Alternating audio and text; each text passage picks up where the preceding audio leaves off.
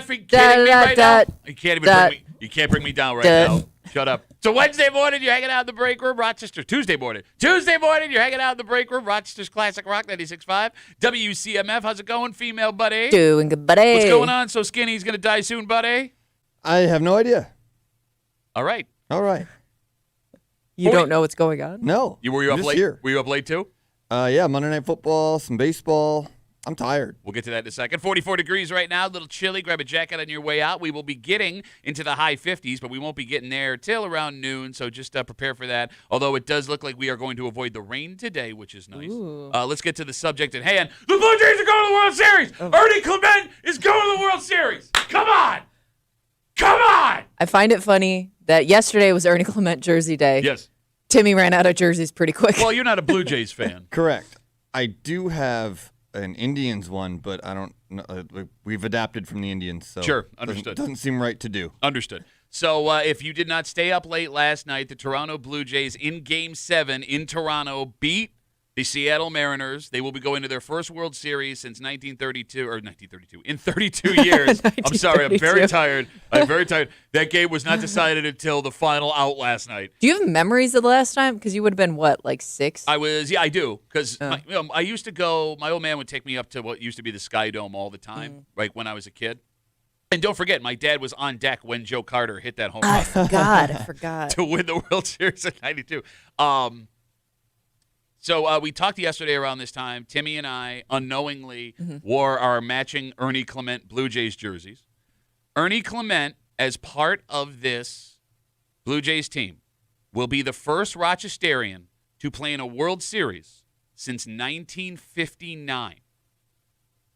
Do we know the name of the person I who was do. in it in 1959? Timmy, do you know who the last Rochester native to play in a World Series was?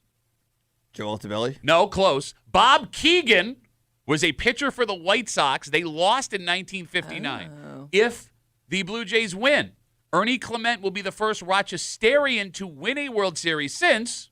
Joe Altobelli. No, Johnny Antonelli. That was rude. He did it with the Giants in 1954. There was one other... I'm sorry. There's a couple other Rochester natives. There's been 5 in total before Ernie Clement will be doing it starting on Friday night. George Modridge did it in 1920, 21, and 22. There were a couple other guys in the 30s and 40s that did it. Long story short, we are in rarefied air for Rochester baseball. No Rochester baseball player has played in the Fall Classic since 1959. Well, it's also cool too, because like there have been athletes in the past who have gone on to do great things, but like maybe they spent like some time in Rochester, or they were like born here but then moved somewhere else. Like Ernie Clement is one of the few like Rochester, grew up here, went to high school here, played here athletes that we have. Yes, and like he was here the whole time. Like he wasn't like a guy that went off and That's what I mean. Did prep school. Yeah. So the funniest thing, and I kind of feel bad for Ernie Clement, and I'll say this right off the bat, I do not know Ernie Clement. Like this is all just super exciting, right? Like just a guy from Rob. So happy for Rochester guy. So I wore my Ernie Clement jersey. My daughter had hockey games this weekend at the rink. And for those who don't know, not only was Ernie Clement a great baseball player, as these professional athletes often are, he was a great all-sport player. He played hockey for the same organization my daughter plays hockey for. And wearing that jersey around the rink, everybody stopped me and was like, let me tell you a story about Ernie Clement. I played with my son. I coached him. So he must, Timmy, be getting inundated by people calling and texting him. You know what I mean? You want to text him during the break? No, I don't want to bother. He might still be awake. 100%. You got to be celebrating right now, and the beer is stronger in Canada. You were going to say, Kimmy, I'm sorry. Well, I mean, like we talked about this yesterday too. Like every coach, every teacher, every friend, he's just got to be bombarded constantly with people, like, and all with good intentions. Like everybody's excited for him, but like right now has to be peak. Like everybody from his past reaching out to congratulate him, or I mean, I'm sure there are some people also asking for. Yeah, he had an interview with one of the news stations locally last week and said that he had like hundreds of text messages when he had the game against. I'm blanking. The Yankees. Duh. Okay. He's getting tons of support. He's responding to everybody. He's having, obviously, the time of his life. Like, outside of the best player on the Blue Jays team, Vladimir Guerrero Jr., Ernie Clement's probably been the second best player during this playoff run for this team. He's contributing, and he's becoming not just a Rochester story, which he's always been, but now he's a national story. This is one of the coolest accomplishments that Rochester is able to talk about outside of, we've got NBA champions yearly, it seems, but this is something that we've never seen before. Not since 1959. And to Timmy's point, for those who don't know, he's 29 years old, which I know is young. It's not young for like having your breakout year in Major League Baseball, which he's doing. Like, he's a guy that bounced around the league. He was released by a couple of teams back in the day. I saw an interview he did a couple of months ago where he believed his career was over like 3 years ago. Like, okay, here's my last shot, and somehow everything has come together this year, and kid's going to get paid, and he deserves every dime of it. Oh, absolutely. To be very clear, I'm not friends with him, but I know him decently all right. He's going to be that guy? And I've talked to him before about again, my favorite team is Cleveland. He told me that being released by them is the only reason that he's still in baseball. Like, Cleveland did great things for him, but he needed to go somewhere else, and that was the kick in the ass to get him into gear to actually become a successful Major League player. I also find it funny, and this has to be super unique because I guess I don't know enough about other baseball players' backgrounds, but like the crossover hockey to baseball athlete has to be pretty rare. No, it's pretty like that. common. Those are two. Is it? Yes. Yeah. Hockey and baseball. So baseball in Canada is huge. I mean, you always see like the football baseball players or even like I would think like even there's probably more basketball players to baseball players. So not hockey. When I was a kid, it was hockey, baseball, really? And then lacrosse as that became more popular. Yeah, kind of maybe that's why my perception skewed because I always thought like hockey players transitioned to lacrosse, especially here in town. I mean, maybe now that's the case, but when I was a kid, you played football and basketball, or you played hockey and baseball. Like those were your two go-to sports together. Again, the Toronto Blue Jays, they win Game 7 last night, 3-4. They will be going to the World Series. Game 1 Friday night in Toronto, which means Brighton graduate Ernie Clement will be the first Rochesterian to play in a World Series since 1959. That was Bob Keegan, pitcher for the White Sox. Sean writes us on Instagram, Duffy and WCMF. Bob Keegan lived up the street lived on the street next to me growing up in the 90s. We would knock on his door, and he would sign baseballs for us. How many baseballs can you ask Bob Keegan to sign before he says no more baseballs? I have a couple more friends that want one. Well, I got a whole bucket of Bob Keegan baseballs. What's a Bob? Hey, will you eBay what a Bob Keegan baseball goes for to see if Sean's sitting on a gold mine right now? Do you think he loved that, or was he annoyed by that over time? That's a good question. Because, you would have to like find it cool that like kids know who you are, right?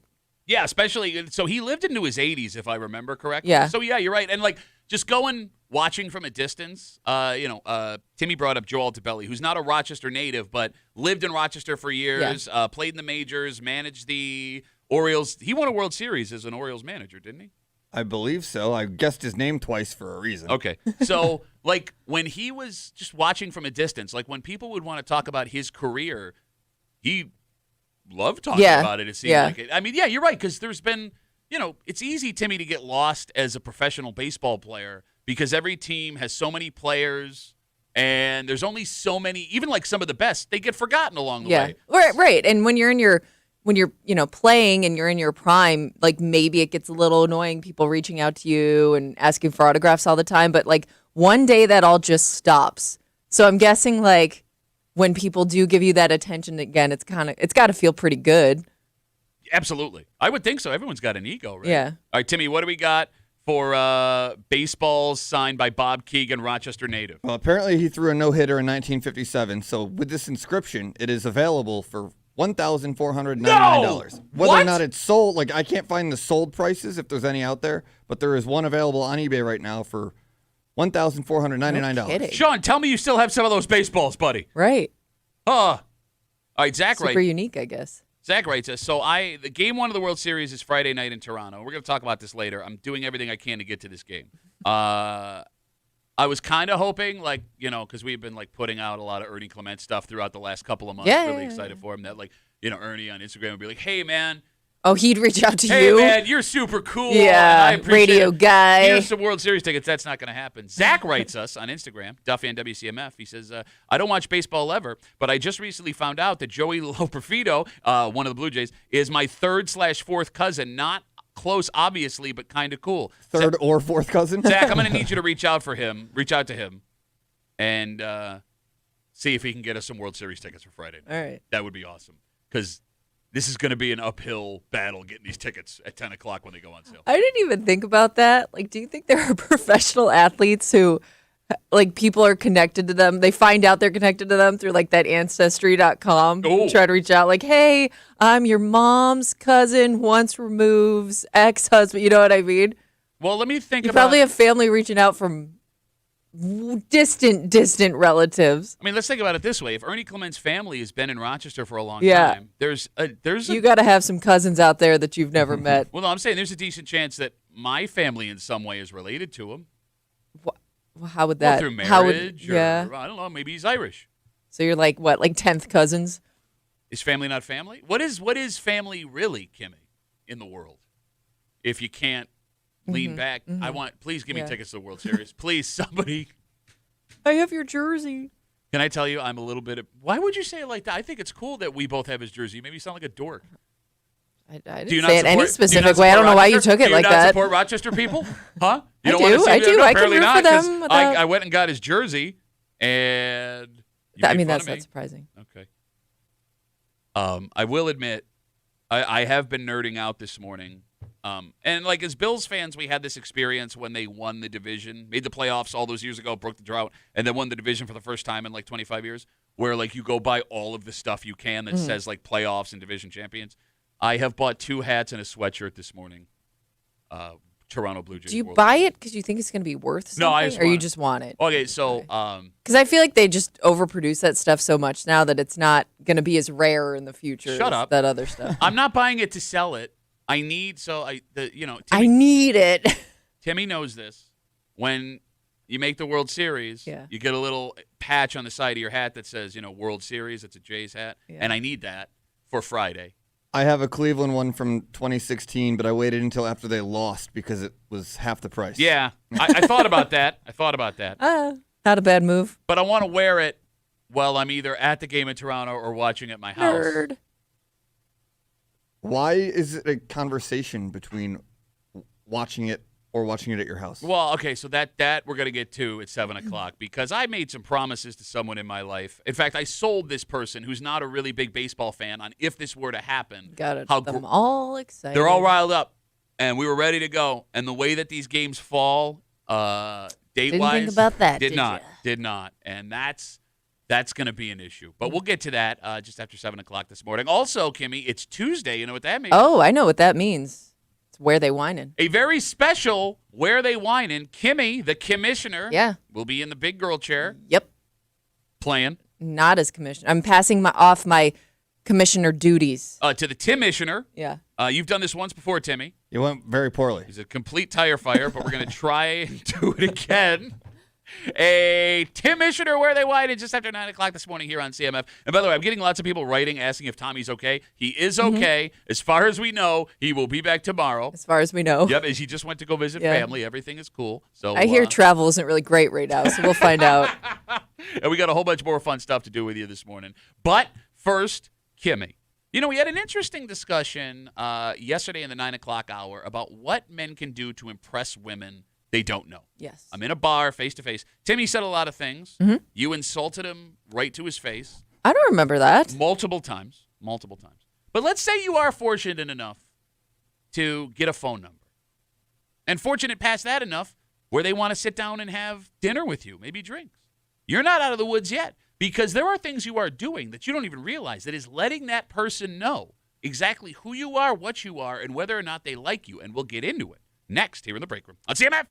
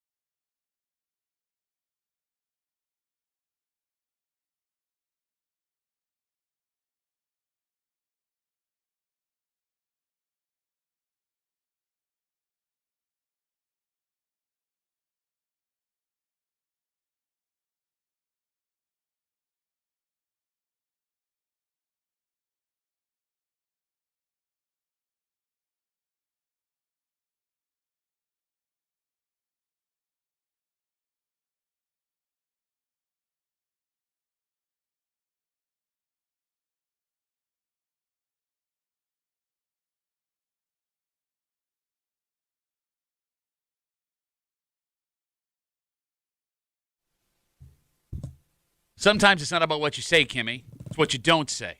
It's what they can see in you. And that is a way bigger deal when it comes to a romantic connection than we like to think.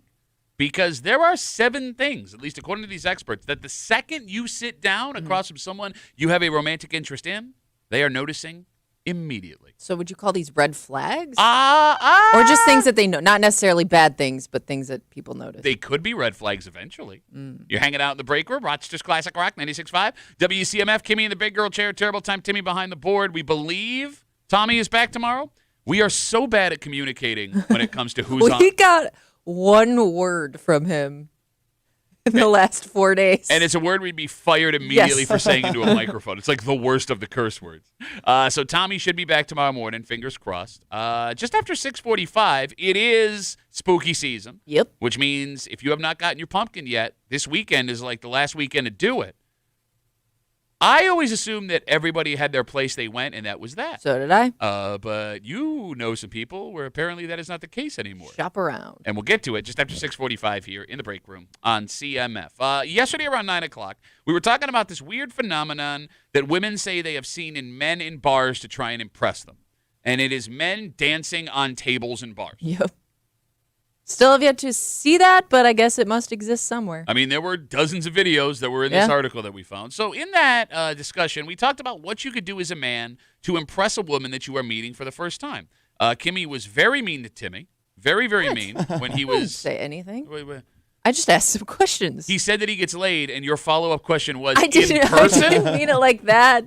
I meant, how is he meeting these women? Well, let's say... That's also a mean thing to say! I was asking if it was dating apps or Okay. in person. That's all I was asking. But let's say you get lucky enough, you are suave enough to get that woman's phone number. And even better, she decides to sit down and have dinner with you, drinks with you. It turns out the battle is not over because according to dating experts, Kimmy in front of me, I have 7 things your date notices about you immediately. Are you ready? I'm ready. 1, body language. According to this expert, the way you are sitting, presenting yourself, lets that person across from you know right away if you are interested in them. What do you see in a man, Kimmy, that lets you know they are interested or not interested? I mean, I guess like if they're leaning forward, they're making eye contact. Okay, that's a little too intense. What? But as creepy as you look right now, it at least, I guess, makes me think you're interested in what I'm saying. Uh-huh. I feel very uncomfortable. Please don't do that. Okay, so you need... But like I think you can tell if they're kind of shying away, kind of like bored with the conversation. Shut up, Kimmy. This may not go any further. Timmy, does that go the same way for women? Like, what shows you a woman is interested in you? Well, if that's ever happened. Not kind of actually, like, this is probably why I'm in the situation I'm in, but like it feels like I'm being nagged on if like when I know, because usually it's not reciprocated. Wait, what? Say If that- somebody's interested in me, something's wrong with them. First of all, No, I agree. Oh, with like that. you immediately think just because they're sitting down with you, it's a red flag? yeah. All right. The second thing, they talk about facial expressions, and it turns out that we as human beings are not as good at hiding our facial expressions as we believe we are. And one of the people in this article talks about how they believe cell phones have something to do with that. So we talked about the Gen Z stare a couple of months ago. Yeah. Kimmy, could you reestablish that for folks that may have missed it? It's if you're having a conversation with somebody of that age, they don't always respond immediately. They kind of look at you with a blank stare.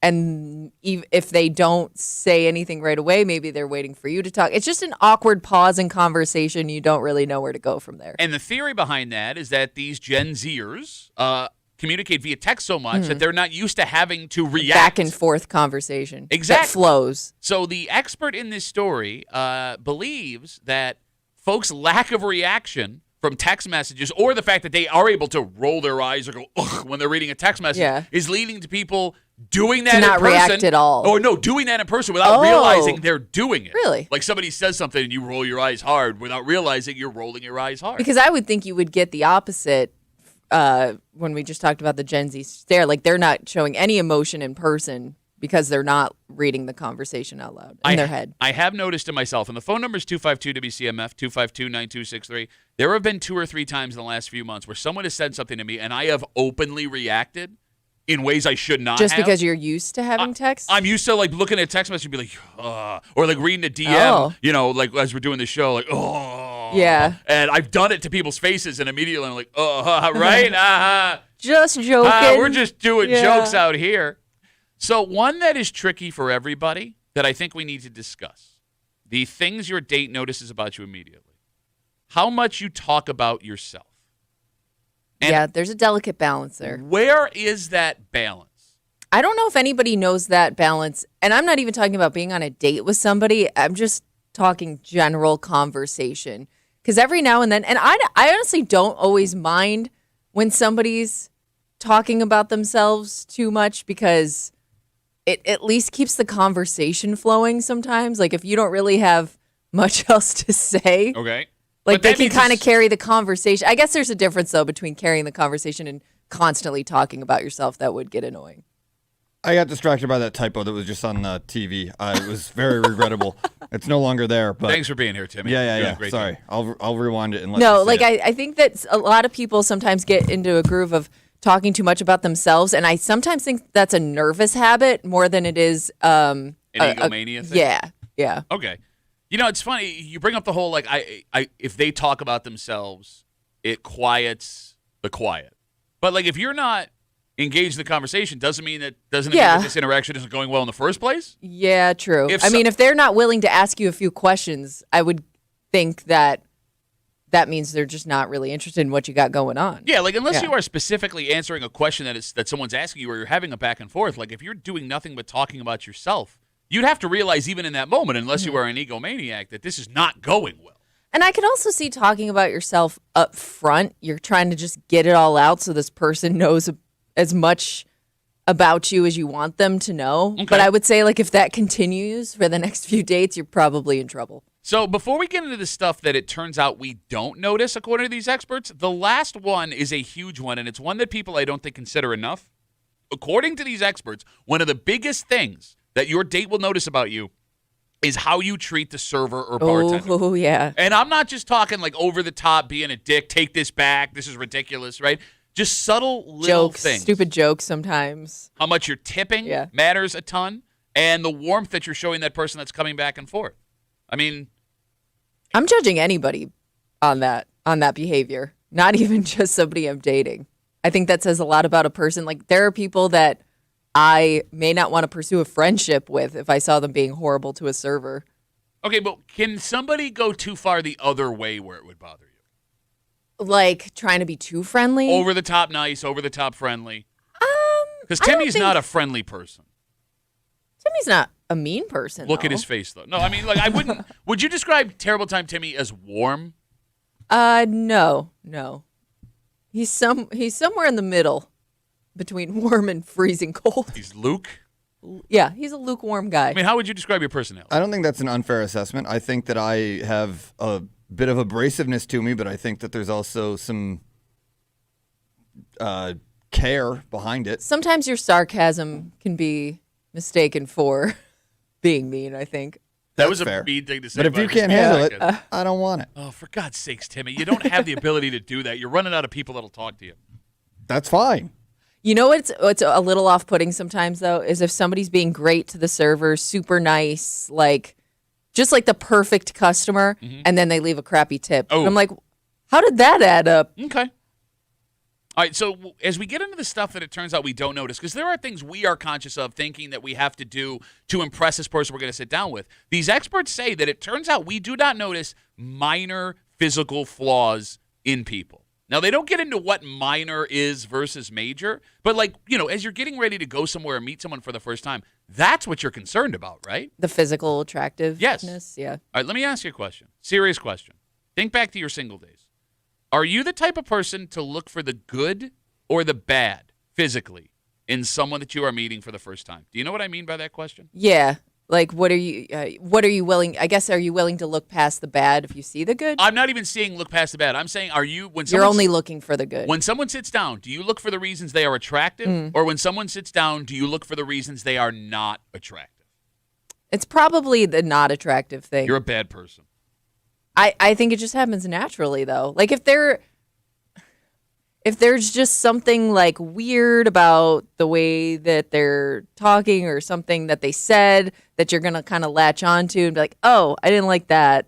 that might stick with you, and I'm you might talking not be physically. I'm talking physically here. able to. Because like Timmy, when I was single, I was always looking for the reasons this girl was hot. Yeah. Does that make sense?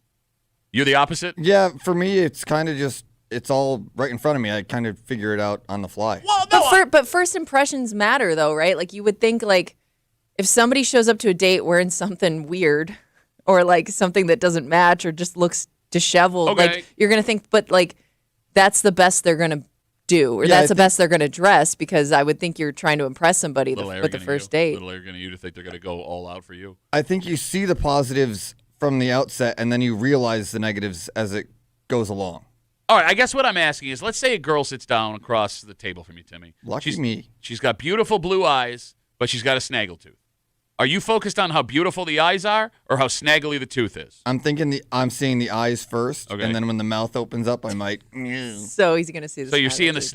snaggly tooth first. You sit down across from a guy. Oh, I Yeah. saw the eyes first. No, I'm saying but you're going to focus on the snaggletooth when the snaggletooth reveals itself. If it's something glaring, you kind of can't avoid it. Well, you can. I mean, there are ways to look around. Look, there are people who are head over heels in love with their partner. And I know Tommy believes that those people settle. Like when he sees someone Yes. that he thinks are not attractive, they say that beauty is in the eye of the beholder because Yeah. that person has found what is attractive for them in that person. Do you know what I'm saying? Yeah. What they connect with. Exactly. But like that's a person who looks for the beautiful, not for the flaws. Whereas, Well, you don't know that, though. You don't know if they noticed the flaws up front and just decided that's not enough for me to end this. so they did settle. No, What that's, is that? that's What not is with saying that? What is with that chair?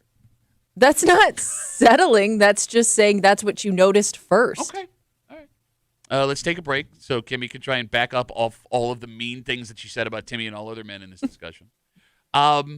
This is blowing my mind because I know that people are all about budgets right now, and you have to be. Totally understandable. But I thought there were some things that budgets could not constrain, that there are traditions that families do this time of year. That's what you are going to do. But you are here to tell me, Kimmy, that apparently is not the case. I couldn't believe what this person was telling me, and I don't think they're the only ones that do this. Apparently, going and getting a pumpkin is different. It's work. We'll get into it next here in the break room on CMF.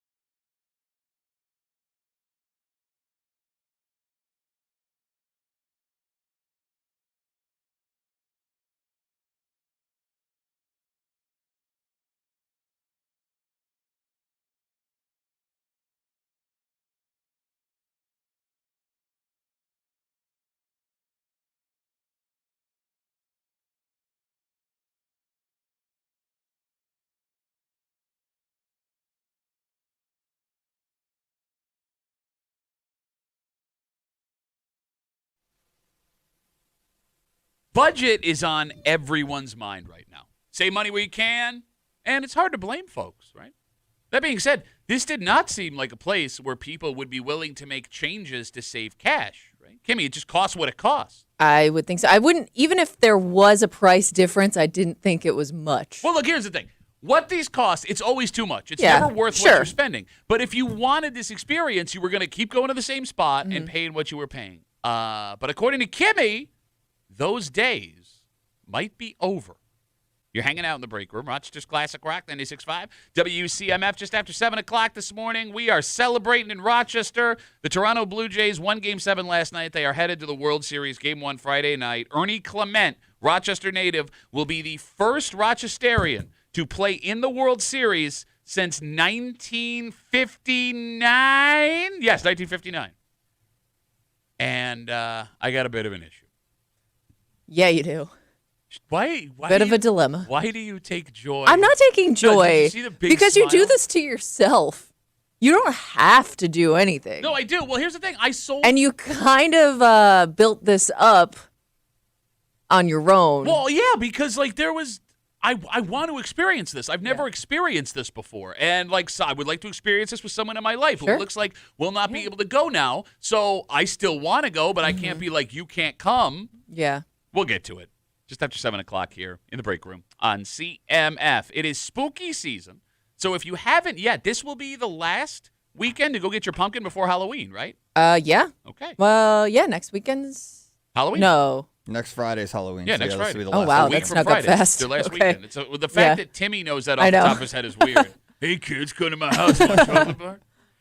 So, Kimmy, you had some friends of yours over the weekend go and get some pumpkins. Yeah, so a couple of my friends, they have kids, and they were talking about like where they were taking their kids, like because you know how like all these farms have so many activities now, so they were kind of comparing that. And then my one friend was talking about how she hasn't gotten her pumpkins yet because she hasn't scoped out the pricing.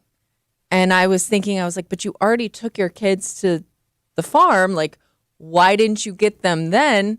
And she said, because she likes to go to different places and see which pumpkins are the cheapest. And I'm thinking, that seems like a lot of work to save maybe a few bucks. Okay. And like she'll like go all around Rochester, like not even in like the same area of farms. Like she will go from farm to farm. I don't even know. She might even be talking about like places like Wegmans and stuff too. To find the cheapest pumpkin. She'll seek out like the cheapest pumpkin patch in town to go get the pumpkins. Okay. And I thought that was a little bit crazy. Okay, so thanks to hockey, me and my kids and my wife, we haven't gone pumpkin picking yet. Did pumpkins skyrocket in price or something over the last couple I know years? that they're not like the cheapest thing anymore, but I just kind of figured all farms price their pumpkins around the same, and you were already there, so why not just get them while you were there? All right, what are we missing here? The phone number is 252-WCMF, 252-9263, because I'm with you, Kimmy. I get when you go pumpkin picking, you are paying way more than you should for a pumpkin. But I didn't know that there were pick-your-own pumpkin places in Rochester that would be significantly cheaper than other pick-your-own pumpkin places. So I also have another friend who said she goes out to like where the Amish sell pumpkins. Oh. Because those are even cheaper. But again, it's such a trip. And you have to be... how did you find that out in the first place? And you'd have to be spending money in gas, more money in gas than you'd be saving would think so, yeah. on the pumpkin. Yeah. All right, are people feeling such a financial pinch right now that they're abandoning holiday family tradition? Unless you're buying like a boatload of pumpkins. But why would you want a boatload of I pumpkins? don't know, for some like display or something. But even if you're doing that, let's say you're saving $1 a pumpkin, you buy 10 pumpkins. Yeah. It's $10. Yeah. Is it that? I don't know. Okay. Because like pumpkin picking, it's a family holiday tradition. For whatever reason, you and your family most of the time have a spot you've always gone to. Mm-hmm. You make a day of it. You take your pictures. Then you go home. I didn't even think you bounced around farms because you kind of have one or two you're loyal to, and that's it. Yes, like you don't dream of going anywhere else because that's your place. Like those are my fry cakes. That's my cider for the rest of my life. Yes, and like that, you bring up another good point. The last thing I would be worried about when it comes to price at farms like this are the pumpkins. Because when you go to one of these places that has all the kids' activities, you are paying for admission, for Yeah. the basic stuff. Yeah. Then there's the general store with the pies and the cakes and the cider and the donuts and all that stuff, right? Then there are the extras for activity stuff that the general admission doesn't cover. The least expensive thing, There's the pumpkin. the pumpkin. I guess I can understand scoping out farms for kid activities because I do think that those vary a lot from farm to farm. And if you just want a day where your kids can run around and be entertained, maybe that's enough. Maybe you give more effort into doing that. But when it comes to like the price of things, I just figure you're probably going to spend a bunch of money there anyways. Well, it's funny, though. I guess to that point, you wouldn't know because if you do have one place you've always gone, you wouldn't be aware of what things cost at other farms. Sure. Right? Sure. I mean, but I just think convenience wins in that scenario. Oh, no, I disagree with that. I think that once you found a spot, that's where you go, even if your family moves. Like we like you're saying you stick with that even if you're in a different town? Well, let me put it this way. We live in West Henrietta, right? And there's a bunch of those farms around Yeah. us. We go all the way to, what's the joy? Kelly's? No, we used to go to Kelly's when I was a kid. What's the one across from the YMCA on the east side? The big Oh, one? Wickham Farms. What's that? Wickham Farms. Yes, No. Wickham. Yeah. Oh, Wickham. Yeah, in Penfield? Yeah. Yeah. So, like, for apples and all that, we will go all the way out to Wickham for our fall fun because that's Yeah. where we went, like, when the kids were little one time. It's complete. And that's it forever. It is totally inefficient. It's a 35-minute ride. Yeah. Right? But, like, that's what we've done, so that's what we're going to do forever. All right. Yeah, I've gone to Powers my entire life. I mean, I don't farm hop, but I've been to a bunch of other places, but Powers has always been the go-to. Do you still get pumpkins for yourself? No. Okay. Because I was getting nervous. Single man with a pumpkin. Hello. I was like, what pumpkin, please? 252-WCMF, 252-9263. Kimmy's friends, multiple friends, have been farm hopping to find the cheapest pumpkins for Halloween, which is strange. We're getting a lot of people saying, They do the same. well, no, that pumpkins have gotten expensive. Troy writes us on Instagram, some pumpkins are $30 to $40 a pop. It's insane now. Are they giant pumpkins, Troy? Yeah, that must be a heavy pumpkin. Giant-ass $30 pumpkin? I also know there's some judgment of people who go to the farms for the pumpkins and people that will pick up their pumpkins at like Wegmans or Lowe's or I don't even know, does Lowe's or Home Depot have those kind of places. Because they think you should. They just, I don't know. They say they're more expensive there. Well, no, that's the funniest thing. Like, I mean, if you really wanted to save money in the grand scheme of things, to not have to pay for admission or buy apple crisp or buy food to feed the goats in the petting zoo, go to Wegmans and buy a pumpkin. But apparently those are more expensive. But you're saving money and not having to pay for all the other stuff at the pumpkin People patch. just don't do it. They won't let themselves do it. Jesse writes us on Instagram, Duffy on WCMF, the easiest way to get us. He says, it's true. There are really expensive pumpkins at the bigger farms. The smaller farms are significantly cheaper as well as out-of-pocket costs for the outing. Well, you have the smaller farms, and then you have those stands. Do you ever drive by the stands of people that just grow them at their house? Or whatever. Yeah. Yeah. Are those cheaper? I don't know. If you steal them. Don't steal There are probably pumpkins, people that you do. dick. I'm not suggesting it. You just suggested it. No, I'm did. saying no. That's not what I said. I looked it up though. It might be worth it. Last year, from 23 to 24, pumpkins were up 30%. This year they're down 1% from that, but a 30% rise from 2 years Damn. ago? Well, 29% from 2 years ago. But again, like how many pumpkins are you buying? Like you buy what, one pumpkin per kid? You're the one to talk to here, right? Because you're the Han Solo fall, yoga pants, vest, sweater. Sure. Got to make the yard look nice. Oh my God! Well, I don't decorate I don't according like to that. somebody who's not currently sitting in this room right now. Nicholas has got a brilliant idea. He writes us on Instagram. Just grow your own pumpkins.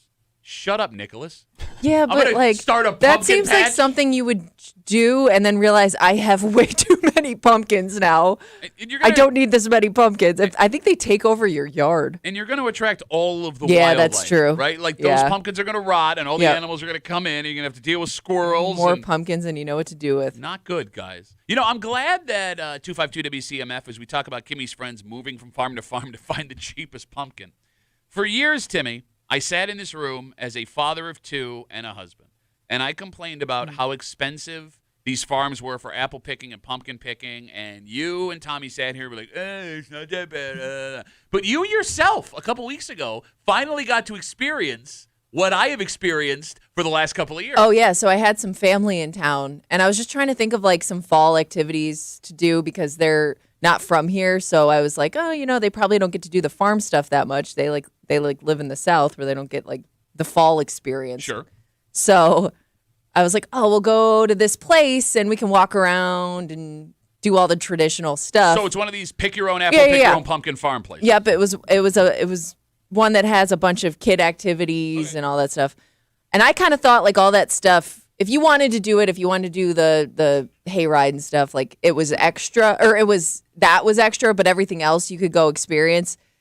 No, it turns out when you show up, you only get the basics. Mm-hmm. And then if you want to walk around, you got to pay like an extra $25 per person to get the wristband. And I was like, oh, my bad, everybody. This isn't what I thought it was going to be. No, it's funny because if you would have just listened to your co-host who's been trying to tell you for years, I didn't know. This was the situation. No, I've been to other places where you could still walk around. There wasn't like a line you had to cross. Free event costs $200 now? Yeah. No, Timmy, it is insane. Like, they know they've got us. And look, I get it. I get it that these family farms are being saved by this agro-tourism, and they're doing just fine because there were like hundreds of people there. And I want these families to be successful. I just don't want it to be successful at the expense of me, my time, and my wallet. And if you would have listened to me for all these years when I was yelling like everyone else on the air. Well, I found out the hard way. There you go.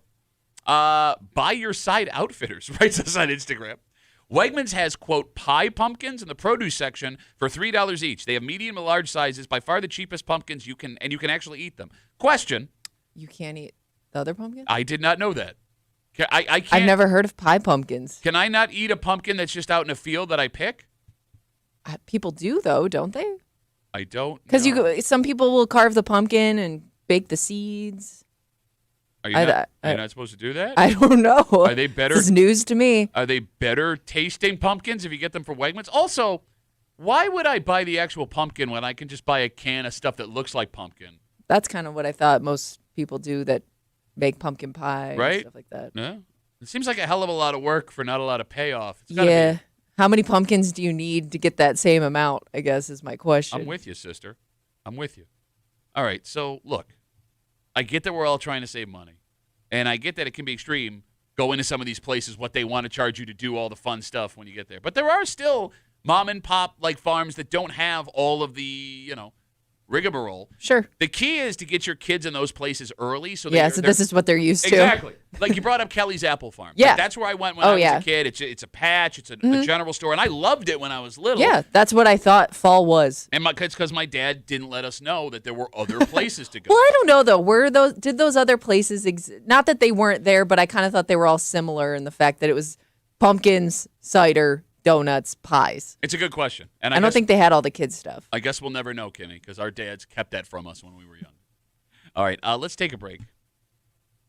I don't know why you're taking joy in this, because I was trying to do a good thing. I am trying to help, Pat. You're the worst person. I'm trying to help you see your mistakes. All right, so Tommy should be back tomorrow, as far as we know. Everything is fine, by the way. People are writing, asking if he's like hurt or his family's dying or something. No, he's just going to see family. He'll be back tomorrow. If Tommy was here, I would be ganged up on, and you guys would be screaming at me for the situation that I'm in. Well, we just don't really understand it. What's there not to understand? Timmy understands. I got your back. Thank you. Thank you, because this is a once-in-a-generation, literally, statistically. But it's something weird that, like, why would you want to experience it alone, I guess? I wouldn't want to experience it alone. You wouldn't want to just experiencing something like this at all. Yeah, but you don't have anybody to talk about it with. I want to go with someone. Yeah. But that looks like it could be impossible, and now I'm in a situation where I need this person. I can't tell this person I'm going without you. I need this person to tell me I want you to go. And it's going to take some dancing after what happened last night in the ALCS. And we'll get into all of it next here in the break room on CMF.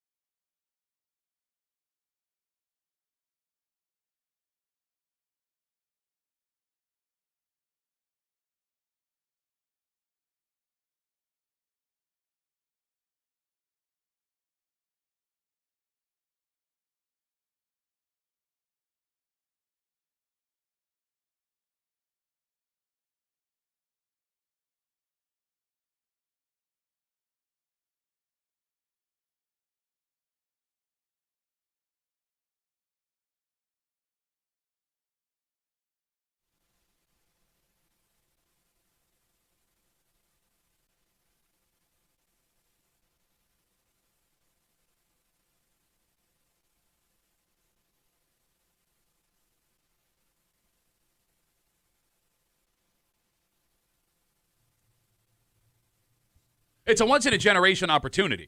Like, legitimately, by how long it's taken, I may not be alive if the averages keep out the next time this happens. So if I don't do this, I will never be able to do this. And I know there are people listening that totally understand, completely understand where I'm coming from. You, not one of those people. No, I get it. I just think you kind of set yourself up for failure here. But the only way that this was going to happen was to establish it early on the way that I did. It's just there's been a little bit of a hitch and a giddy up. Yeah. You're hanging out in the break room. Rochester's Classic Rock, 96.5. WCMF. Kimmy in the big girl chair. Terrible time Timmy running the board for us. Tommy should be back tomorrow, but we are in full celebration mode because Brighton native Ernie Clement and the Toronto Blue Jays won Game 7 of the ALCS last night. They are headed to the World Series. Ernie Clement, Brighton high school graduate, will be the first Rochesterian to play in the World Series since Bob Keegan in 1959. If they win, he will be the first Rochester resident since Johnny Antonelli won a World Series with the then New York Giants in 1954. We are in rarefied air, ladies and gentlemen. And if you listen to the show, or you're watching the live stream right now, you're aware I am a Blue Jays fan. Yeah. Yesterday, Timmy and I, without knowing, had Ernie Clement Jersey Day here in the break room. And I am very excited about this. I've been on this Blue Jays train for like the last 4 months, hardcore. Yeah, you have. I bought the... I didn't realize you had so much Blue Jays gear. I'm going to roll the rest of the week out. I know. We're rolling. I don't doubt it. I've been watching almost every game, and my wife has now not taken an interest in the games because, she's not a baseball person. But feels a connection to it. Probably like a lot of people here, right? Yeah, the story. She loves the story of the team and, Vlad Guerrero and Ernie like we just talked about. So as the Jays have been having this amazing season, as kind of like a joke, I've been telling my wife, like, if they go to the World Series, we're going. I want to experience a World Series game. I've never been to a World Series. It's 3 hours away. It's the closest it's ever going to be. Thank you. We can drive to the World Series. And my wife, 100% on board. We've been talking about it nonstop for the last 3 weeks. If it happens, we're going. We're going. We're going. We're going. We're going. So now it is happening. It's happening. It's happening. It is happening. And we got a problem. What's the problem? All right. Game 1 and 2 are Friday and Saturday night in Toronto. Sounds perfect. That's the weekend. It is. Yeah, I know. It lines up great. Golden. Saturday night, my 15-year-old has 2 hockey games here in Rochester, and my 13-year-old has a Halloween dance at school. So Saturday night's out, but that's okay. It leaves us Friday night, which I am wide open for to go to Toronto right after the show. My wife, she will have to see patients until 5 o'clock. Okay. So you're not making the game. There's no way we could leave at 5 Right. and be at Rogers Center, Sky Dome. Impossible. Exactly. It's just not going to happen. Yeah. So that means my wife will not be able to go to Even the though game. you hyped her up, Uh-huh. you said, let's go. We're going to the World Series. You got it. Yeah, and then, like you said, she is now all in. All in, 100%. Like, she was up with me last night watching the game, like, getting excited. Probably told her how awesome it would be. 100%. Building it up. And she loves going to Blue Jays games, period. We always go to 1 or 2 games a year. She has a blast. She's all excited. Well, who doesn't love Toronto? There you go. So, she can't go. But I would still like to go to the game. By yourself. Well, I could see if my brother could like find a way to get out of work, and then we could go up on Friday night. Yeah. All right, I'm gonna ask you a question. Okay. As a wife. Yeah. As a wife, and the phone number is 252-WCMF 252-9263. I can't tell her, hey, I'm gonna go with Ryan instead, right? I can't just say that.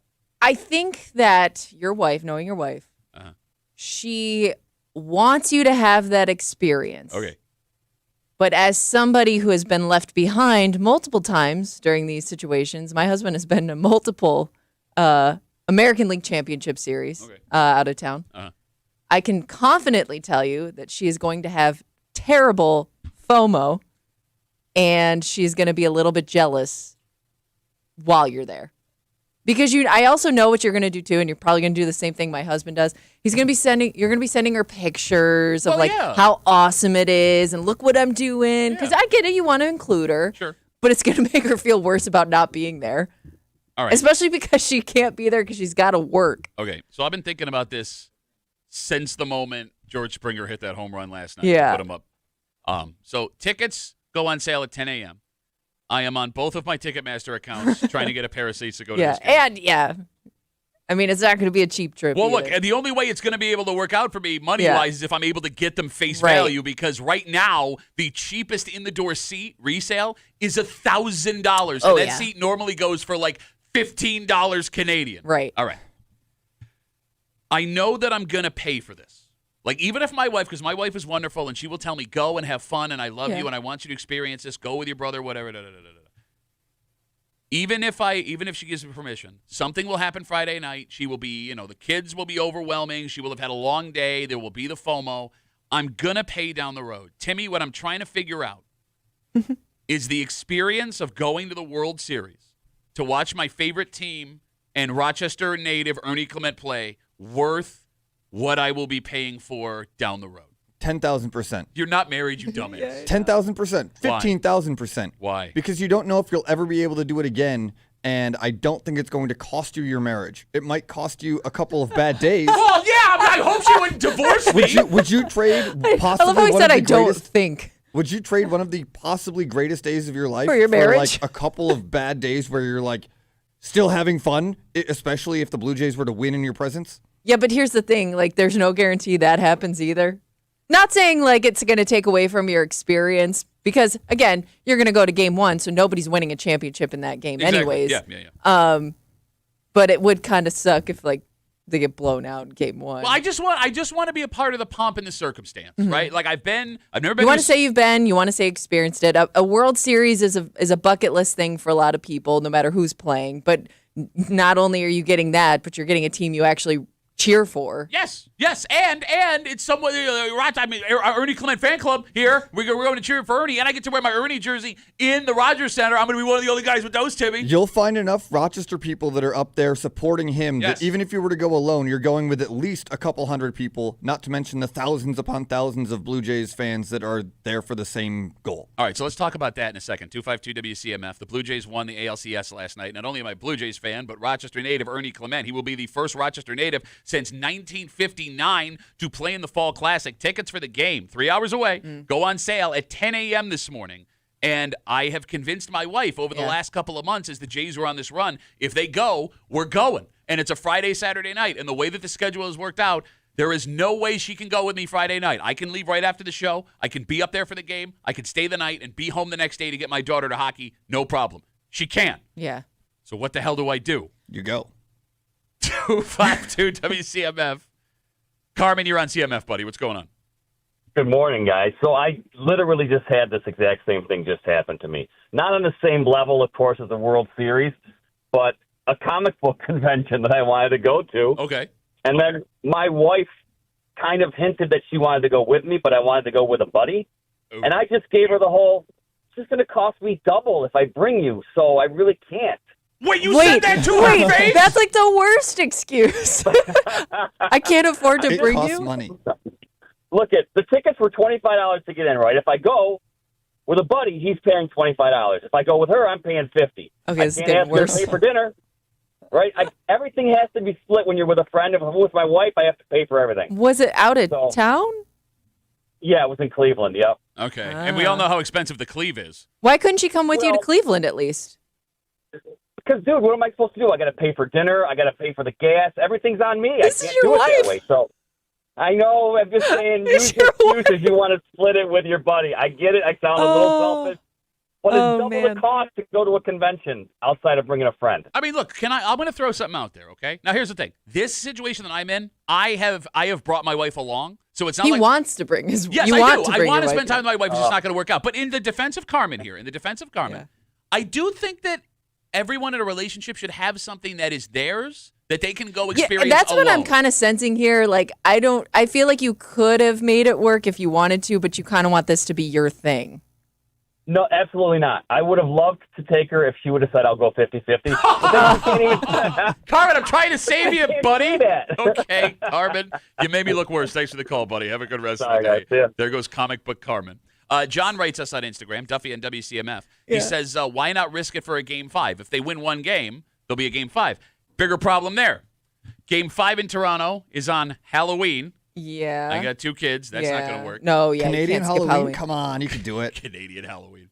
And then Game 6 will be the night after, November 1st, which is the night before the Chiefs game. Well, okay. Hear me Action-packed out. weekend. Hear me out.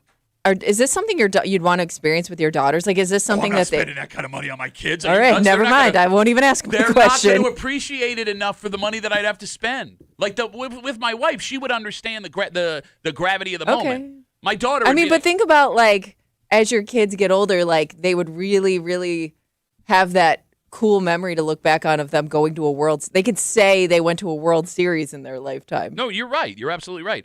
I have taken my daughters to 4 Blue Jays games throughout their lives. And what's great, if you've never been to a Jays game, during the regular season, they have this great offer. They have standing room only tickets. They're $15 Canadian, which is like Nothing. Yeah, $3.25 American. And they have all these decks you can hang out on. It's really, really cool.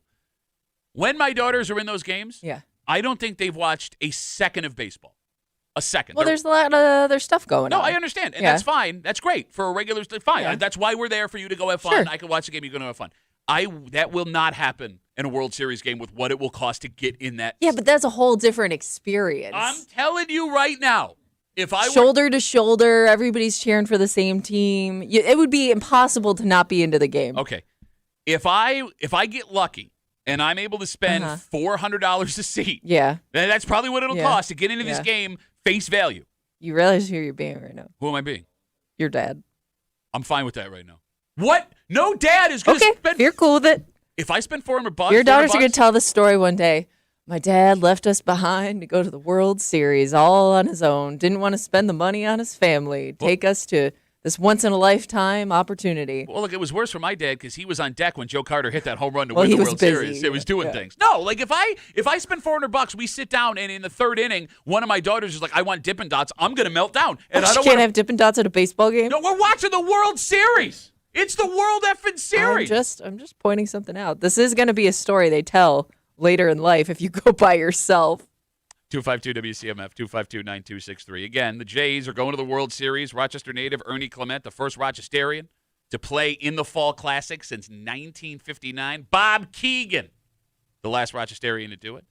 My wife, as the Jays have been on this amazing run for the last 3-4 months, we've been watching the game. Building it up, getting more and more excited. I've been telling her. The potential. If they go, we're going. My wife started looking at hotels, stuff like that months ago, where she would want to stay, where we could have dinner, da-da-da-da-da. The way it has worked out, Game 1 is Friday night. She will not be able to get out of work to get up to Toronto in time. Game 2 is Saturday night. We got a dance for my youngest daughter at school. My other daughter's got 2 hockey games. That's not going to fly. The only way this works is if I either go with somebody else on Friday night or I go by myself. What do you think? Just picture your house. If you leave to go to this game Friday night, picture what's going to happen at your house, the house you've left behind. It's going to be your wife and daughter sitting on the couch saying, "Let's look for Dad on TV having the time of his life by himself without us." Yeah.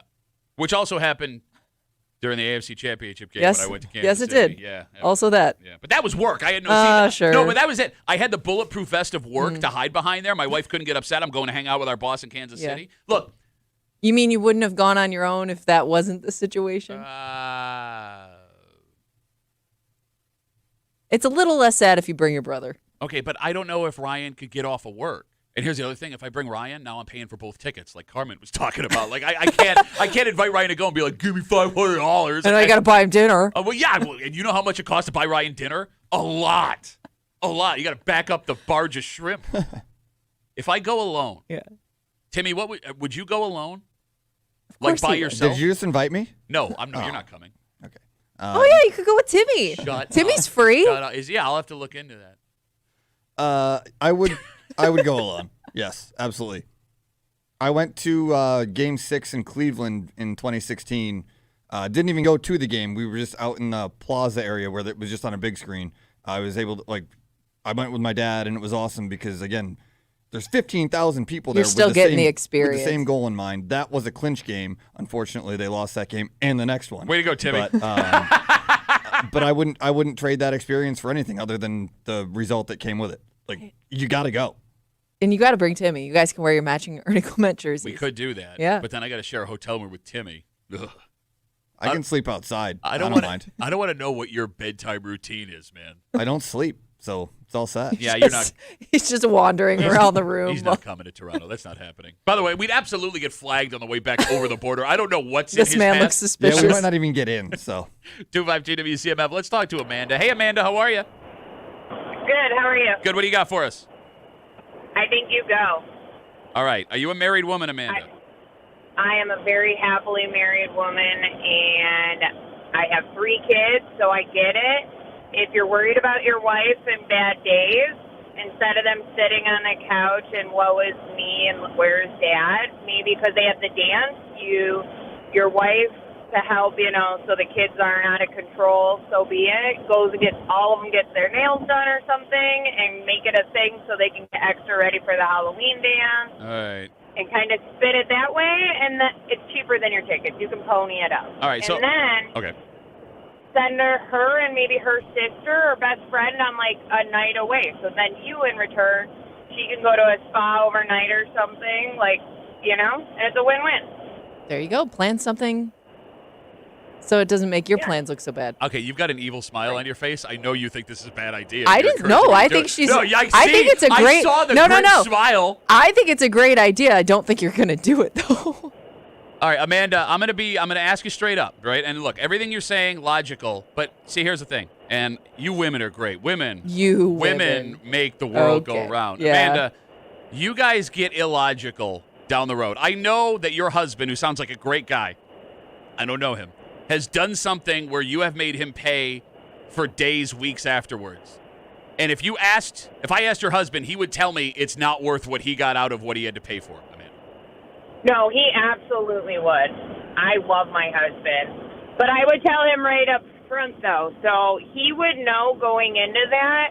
I would look at him and be like, babe, you owe me for that one. He'd be like, all right. And I would literally tell him, I want to go with my best friend to, say, Woodcliff, and I want to go to the spa there for the weekend, and you're going to take the kids, so it's an even one-for-one trade. Okay. And we're going to go get our nails done tonight, us girls, because I don't want to be stuck in the house because it's cold out and the energy and blah, blah, blah. Okay, all but right. I agree. Don't take your kids to the game. That's just stupid. See, that's a woman without kids making that suggestion. Take a kid. Well, I'm thinking about you and your past and the way you look at your dad and the things he left you behind for. Worst. But Amanda, you loved that game. Your kids, no. ruin it. I would Ruin take it. my son to a football game, but I wouldn't take my daughters because they'd be like, cool, look at those colors. No, absolutely not. Amanda, thank you for the call. I appreciate it. Okay. Here's the problem with Amanda's thing. Everything she laid out makes perfect sense, right? Unfortunately, and I'd say unfortunately, I've got my Bill season tickets. Yeah. Right? So I kind of do this a lot. Yep, you do. And I'm aware of this. Yeah. I'm aware that I am in a dream scenario in my life between traveling for comedy and the job that we have. Get this every weekend. Well, I get a lot of unique opportunities, right? Like I've gotten to go. I was in Detroit when they won the ALCS on an extra innings walk-off home run. It was one of the coolest things I've ever seen. I have gotten to go to an AFC championship game, several Bills playoff games the last couple of years. Amazing matchups in the regular season. Why are you? I'm laughing. I'm fingers. tapping my fingers. Well, I'm wondering because some of these things, a lot of these things, you've experienced alone. Yes. Does that make it a little sad? Why? Like you don't have anybody to share it with? Well, no. I'm not even talking about your wife, but like brother, friend, anybody. I'll be on. All right, I'm going to say something straight up. Okay. If I can't go with my wife, Yeah. I would rather go alone. Okay. Because I enjoy just taking in the scene without being distracted. All right, Like fair enough. everything that is going on outside the stadium, inside the stadium, the game that's happening. Like there's just something. If you have never experienced a major event by yourself, and I get that I'm weird, but I did. Would you, if you sat next to like if you sat next to another man who showed up and bought one ticket and is sitting here alone, what would you think of that guy? So it happened opening night against the Ravens in Buffalo. So my brother and my brother's in my seat with me, and the guy next to us, he was from Los Angeles. Yeah. He said on Saturday morning, he got up, he looked to see what tickets cost, booked a flight, and flew to Buffalo to go by himself. Okay. And I thought that was the coolest thing ever. No, you didn't. No, I did. I mean, I've done it before. I've been to these events by myself before. I know. I've been. I've seen. Okay. I went to that Browns-Bills game that got moved to Detroit by myself. I like to go things alone. Single seat Duffy. Is there? You're Timmy. Actually, even Timmy goes with somebody. Timmy doesn't go alone. I don't know why there is this. What's the word I'm looking for? Stigma. I don't know. I guess if I'm in this, the most exciting moments of my life, I would want somebody there to like talk about it with. Sure, it would be cool to have somebody there with you, but when the circumstances don't align with that, you still shouldn't lose out. I don't know why you haven't already booked everything and are ready to go. Well, I'm going to try and get tickets. He's close. I'm going to try and get tickets face value. I got hotels up in front of me right now. Tickets go on sale at 10 a.m. So if I have a chance to get them, 2 hours, 35 minutes, and 21 seconds. Do you want me to try and help you at 10 a.m.? No, it's okay. I don't want to be that guy. All right. But thank you. I appreciate it. Look, Look, myself. He's trying to get in to this trip right now. no, look, I'm going to let the universe decide. If the universe allows me to buy face value tickets, that is the universe telling me you should go. If they don't, I'll find another way to get tickets to go anyway. I know it's a bad idea. No, it's a great idea, which might be why it's a bad idea. Yep. I'm going to let Timmy speak, and you can decide from there. All right, let's take a break. Well, let's say you don't have a baseball game to go to. There is another major event that happened over the weekend that's continuing online right now that you can be a part of. Oh. Because let's say you love Halloween and you have a pet that you think is adorable. Uh-huh. Well, you can smash those two things together and actually win a whole bunch of prizes. And there's a question that you asked about this story, Kim, that I can't wrap my head around. Because I get that if my kid wins some contest I put him in, I may owe somebody some money. Mm-hmm. But in this situation, I kind of thought that's what you won the money for. what? We'll get into it next here at the Break Room on CMF.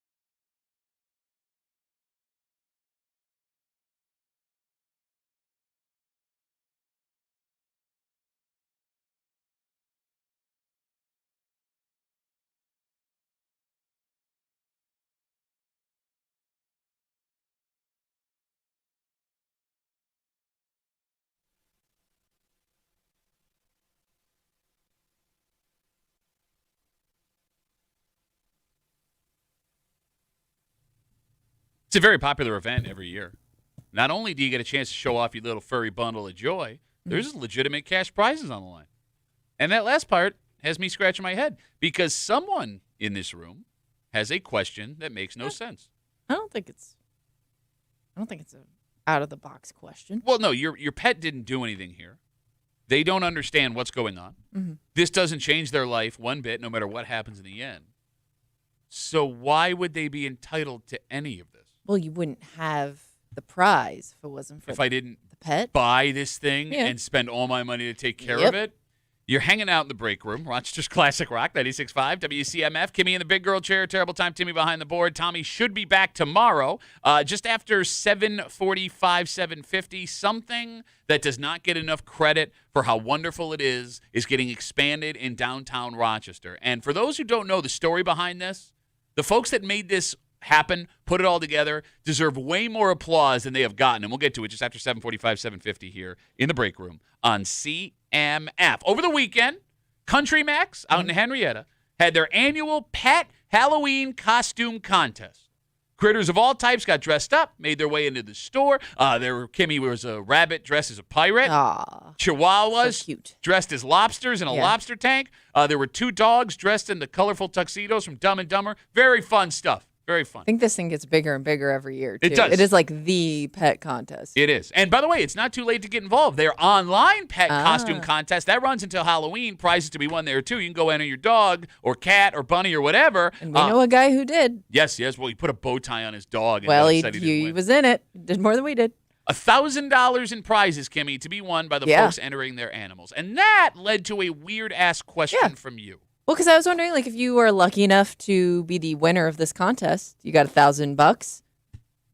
How much of it are you obligated to spend on the pet that won you the contest? Like, I'm going to buy my dog some high-end treats and stuff with that money because Why? he's a good boy. Okay. Why would the dog get any money? I don't know. I would just be so happy. I would spend probably some of it on my dog. No, that's the weirdest ass question you've ever had. You keep But all you're the entering. prize But money. you're entering the contest because you are obviously a pet lover. Okay. It's just, I don't know. It's adorable. You do understand your dog doesn't realize that it's in a costume No, contest. I know. Okay. And past that, even if it did understand it was in a costume contest, like the dog did not do anything to win Well, the costume contest. he put the costume on without trying to tear it off, so Okay. there's a win. Did the dog choose what the costume was? I If don't the know, dog maybe was some clever people enough to have the come up dog with choose. the costume. If the dog was clever enough to come up with the costume, the dog deserves a prize. Maybe somebody like laid out a bunch of costumes, and whatever one the dog gravitated towards. And then it lost because it's a dumb dog. Okay. Timmy, you're a dog lover too. Not in clothes. I'm with you. I don't like dogs dressing up. It's weird. People that dress up their dogs. I think it's cute. Look, you as the owner bought or made the costume. Yeah. You dressed up the Yeah. pet. Yeah. You drove it down Yeah. there. You stood in line. The dog, meanwhile, or whatever animal it was just being an animal, Yeah. like most animals. And it's not like the dog put on 4 hours of makeup to win this prize. No. Past that, what is the dog going to do with the money? Well, no, I'm not saying you have to spend all the money on the dog, but I'm gonna buy him some treats. All right, let's say hypothetically you win Gonna buy him $300. some of the good stuff. Let's say hypothetically you win $300 Yeah. because your animal wins this contest. Okay. How much of that goes to the dog? I say. That's a terrible Kennedy. No, I wasn't doing it. I don't know what I was doing. Okay, great. I was doing Tommy doing other people. Kennedy. Timmy I doing say, Tommy by doing the end Well, of he this uses that century, for multiple by the end of this multiple decade, people. my dog gets $150. I'm gonna a third. You're gonna give your dog $100? $100. $100 goes into the dog The fund. dog gets all of the money at the end of the day anyway because you still got to spend money to keep it alive. Yeah. Thank you. Yeah. No, that's what he makes a great Well, point. either way, it goes into my bank account. It goes towards the dog. No, but you probably. said you would buy $100 on treats and toys. Well, to the yeah, dog. like maybe a new bed, new nice like memory foam bed.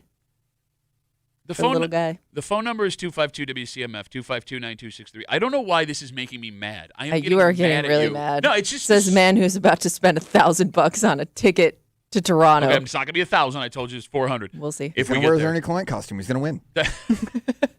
252-WCMF 252-9263.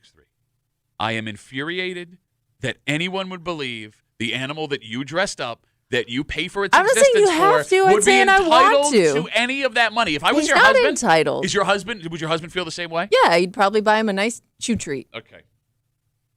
Timmy, Yo. people who participate in pet costume contests, are they fun people or are they weird people? I think they could be weirdly fun, but I'm going to go weird. Weird people. Okay. Kimmy, Yeah. what about people who participate in baby costume contests? Is that a thing? Oh, yeah, it's a big thing. There's a ton of them happening this weekend, Yeah. actually, for Halloween. Are those fun people or are those weird people? Somebody's hesitating, which lets me know how they actually feel. I don't know. I kind of put it in the same category. Oh, The baby doesn't know what it's doing. so does the baby It's just but like you could put it in a costume. It looks adorable. Okay, so you give the baby $100? Yeah, why not? You would. I mean, the baby is a human being. You just said it yourself, though. It doesn't. What's it going to do with the I money? don't know. Buy it a cool Buy toy. baby gas? Buy What it a cool toy. Stupid. God damn it. That might be even worse than a dog. You're subjecting another human being to like play dress up to win money for yourself. Thank you. No, You wait. mean I you don't know would? what's Yeah, you wouldn't spend the money on your child. I spend all of my money on my child No, but that's what I already. mean. Like if you enter your baby in a contest and it wins, let's say it wins $1,000, you're not putting all that money towards your child. No, I'm going to spend that money on you. Yeah, why not? I put That's dress up- weird. That's weird. You Hey wouldn't kid, put do me you- a favor. Go win $1,000. You can have some of it later. Forever, Yeah, for the like rest you of your wouldn't life. put it in like a bank account or something for your kid. For the kid. Why would I do that? Because it's your child. They may need that money later. Do you know what a baby costs? Do you know what a baby Okay. costs? So let's say you don't put it in a bank account. You put it towards your kid. Well, yeah, diapers, whatever yeah, you but need. that's everything all the time. I'm putting it in my bank account, which will eventually Right, go but to- you're not spending it selfishly. I guess is I my am. point. If I win a baby costume contest with my kid, I'm taking that I thought money you and I'm meant going to yourself. Game 1 of the World Series. Well, we did dress him up like in a diaper. Yes, and put we did. Blow We into did do dark that. paint I on did him. not win any. Well, I got paid for it, but I did not win any money for that experience. 252 WCMF. We're talking about the Country Max Animal Costume Contest. Excuse me. The live one happened over the weekend. There is still one online that you can jump in with your animal up until October 31st, and there's $1,000 in prizes. Kimmy is saying that if her dog Arnie won this contest, spend some money on him. She would split the prize Maybe money. buy with next year's costume. Hachiroku writes us on Instagram. This is a great question. Duffy on WCMF, easiest way to get us. What do you do if the dog loses? Punish him by buying him nothing for a while? Because if your argument is the Yeah. dog had a part in winning, Yeah. if the dog is not successful, Well, he could that's- have done more. The dog could have done more. So how do you punish? Still probably buying them treats. Okay. Because I'm already there. All right. Let me ask you this question. So Yeah. you said you look at baby dress-up people for costume contests the same as animal dress-up people. Yeah. Who's the bigger weirdo? Baby dress-up Ooh. or animal dress-up? Ooh. Honestly, I guess I haven't experienced baby dress up costume contest. Uh-huh. So Kind of feels like you got something to say. You don't want to say it. That's what it feels like to me. Oh, Kind of well, feels like you want me to say baby Come on, no, contest is more strange? Kind of feels like you got friends that may dress up babies and you don't want to say it into a microphone. Oh, and piss actually, people off. I probably do. Yeah. No, I don't want you to say anything. I know how you feel. You're just not saying it out loud. honestly, I think both of them are very cute. I would love to attend either contest. That's weird that as a woman without kids, you would want to go to a baby But you costume can't contest. appreciate a cute baby? No, A cute baby in a silly costume is amazing. I am not taking free time out of my weekend to go look at other people's children Well, no, in like costumes. if my friend was like, "Oh, I'm gonna enter my kid in this costume contest," I would go support my friend. Okay, that's different. That's the way Oh, you. I'm not just the showing way up you to a random described it. baby contest. You're showing up to the mall at Grease Ridge to go watch, a bunch of babies dressed as pumpkins and a pumpkin. No, but patch. if I was there, I would. Let's say I was already at the mall. I'm gonna go check it out, see what the creative costumes are. I will support my friends by a like on Facebook. There you go. Even that's weird to me. I don't want people to see that I liked a baby in a costume. 252 WCMF. Let's talk to Alicia. Hello, Alicia. Good morning. What's up? It's Alicia. Alicia, it doesn't matter. Nobody knows you. Go ahead. It doesn't matter. I side with Kimmy because even if I get a bonus at work, I'm going to use some extra money to get something for him. Well, I have a cat for my cat. Okay. So why wouldn't you spoil them? Especially if they did have to get drug out there. They did have to deal with all these other animals, the anxiety. They deserve a third of it. Okay, so you would give $100 Little prize. $300. Okay. All right. Alicia, are you married? You got a boyfriend? What's the sitch? Say that again. I'm sorry. I think your phone cut out. Oh, did we lose Alicia? Did the cat take her down? Because it's not Alicia. enough to cut. Oh, okay, Alicia, sorry, I got to let you go. Thanks for the call. If my wife entered our Basset Hound or our Which I Short could totally see her doing. she absolutely would love to do Basset that. Hound would be a great dog Costume. for a costume. Well, there's only one costume you can dress the Basset Hound as. What's that? Sherlock Holmes. You put a You Sherlock should- you Holmes should probably hat do and that. a pipe. I think you might win. Not going to do that. We're not going to do that. If my wife entered, no, I'm not going to do that. Nana, if you're listening, do this. Really, between what? Hockey games, the World Series on Friday that I'm probably going to, and then a dance for my daughter on Saturday night. If my wife entered the dogs in a costume contest, and I found out that she won and she spent $100 on one of the dogs to say thank you, Yeah. that would be a legitimate You issue. still get $900 you didn't have before. But we went out of $300. Oh, Any money. Okay. That would be a legitimate issue in our marriage. Like, so I'm not kidding. Like, that would be a legitimate, like, how could you spend that money this way? You're about to spend money on a trip to Toronto. Yes. And you're going to get mad that your wife spends prize money that you didn't have before. This is just bonus money on a dog. Because the dog doesn't know. The dog doesn't know. Why Yeah, not? but he likes that treat. Okay, hey, if she wins a prize for a tomato plant, should we get stuff for the tomatoes? Yeah, probably. So you can grow better ones next year. Oh, my God. Troy writes us on Instagram, Duffy on WCMF. Baby dress up is just exploiting your kid. Thoughts? Exploiting your kid. I don't know. I just think it's cute. Okay. They don't know what's going on. Caleb writes, this is a valid point. Duffy on WCMF. He says, crazy that Kimmy's willing to go see a baby in a costume contest, but it took her a decade to want to see one of your kids' hockey games. I said I would go, and you got weird about No, it. but it did take a whole 10 years for you to say anything like that. All right, look. When it comes to dressing up pets or babies, if you're in a relationship, because you and your husband, you got your dog together, and my wife and the kids, do both people in the relationship have to agree that this is a thing you want to do? Like, do you have to do this actively together? No, I think you could go rogue. I'm going to say it's probably pretty rare that both people are on the same page when it comes to this. So you don't think, do you think your husband would be down with your dog Arnie? If I wanted to do it, he would do it. It wouldn't be his favorite thing. It definitely wouldn't be his idea. Okay. But he wouldn't get upset with you. No, he would support me begrudgingly. Okay. All right. Whoever wins this contest, keep the money for yourself. Because the dog... Buy him a treat. You know what money is to a dog? You know what it is? Not food. Yeah, but you could buy him food. Okay. So technically... Shut up, Kimmy. Let's take a break. These people have not gotten the round of applause that they deserve. Because the work that had to go on behind the scenes to initially make this happen was absolutely insane. But they went and they did it. They did it themselves. Like, this is one of the few examples we have in our community of, like, grassroots fundraising actually working. Sure. And it became such a success in the face of a whole bunch of people going, like, ooh, it's not going to work. I do have a question, though. How do you measure the success of this thing? It gets used a ton. Yeah, but you say that, like, how do you even measure that? I guess that's a debate we can have because it's been so successful that they are now making it bigger. And this kicked off a whole bunch of other these across suburbs in the greater Rochester area. And we'll get into it next here in the break room on CMF.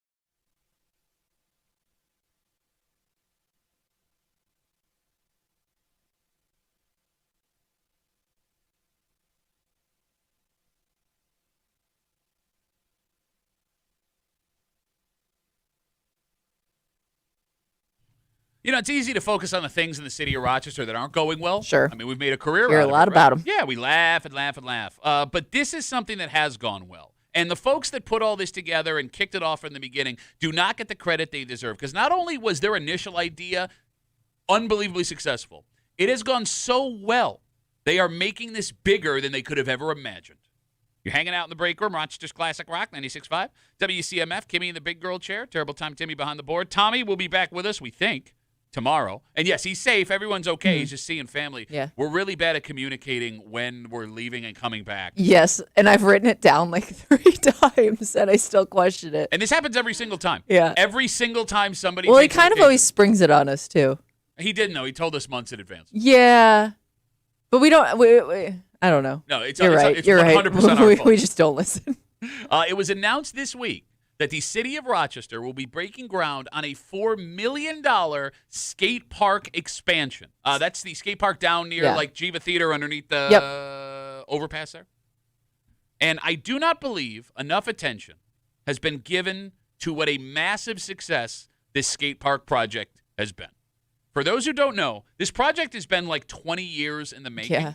So the folks who wanted this downtown skate park started fundraising in like the early 2000s, and they did it by raising a ton of cash themselves. Like they had businesses sponsor. All organically. Yep, fundraise. It was a total grassroots effort, and it wasn't until they had a bunch of money promised from outside places and a bunch of support from important people that the city and state finally jumped on board and helped them get this done. And that has led to a community space that gets used a ton.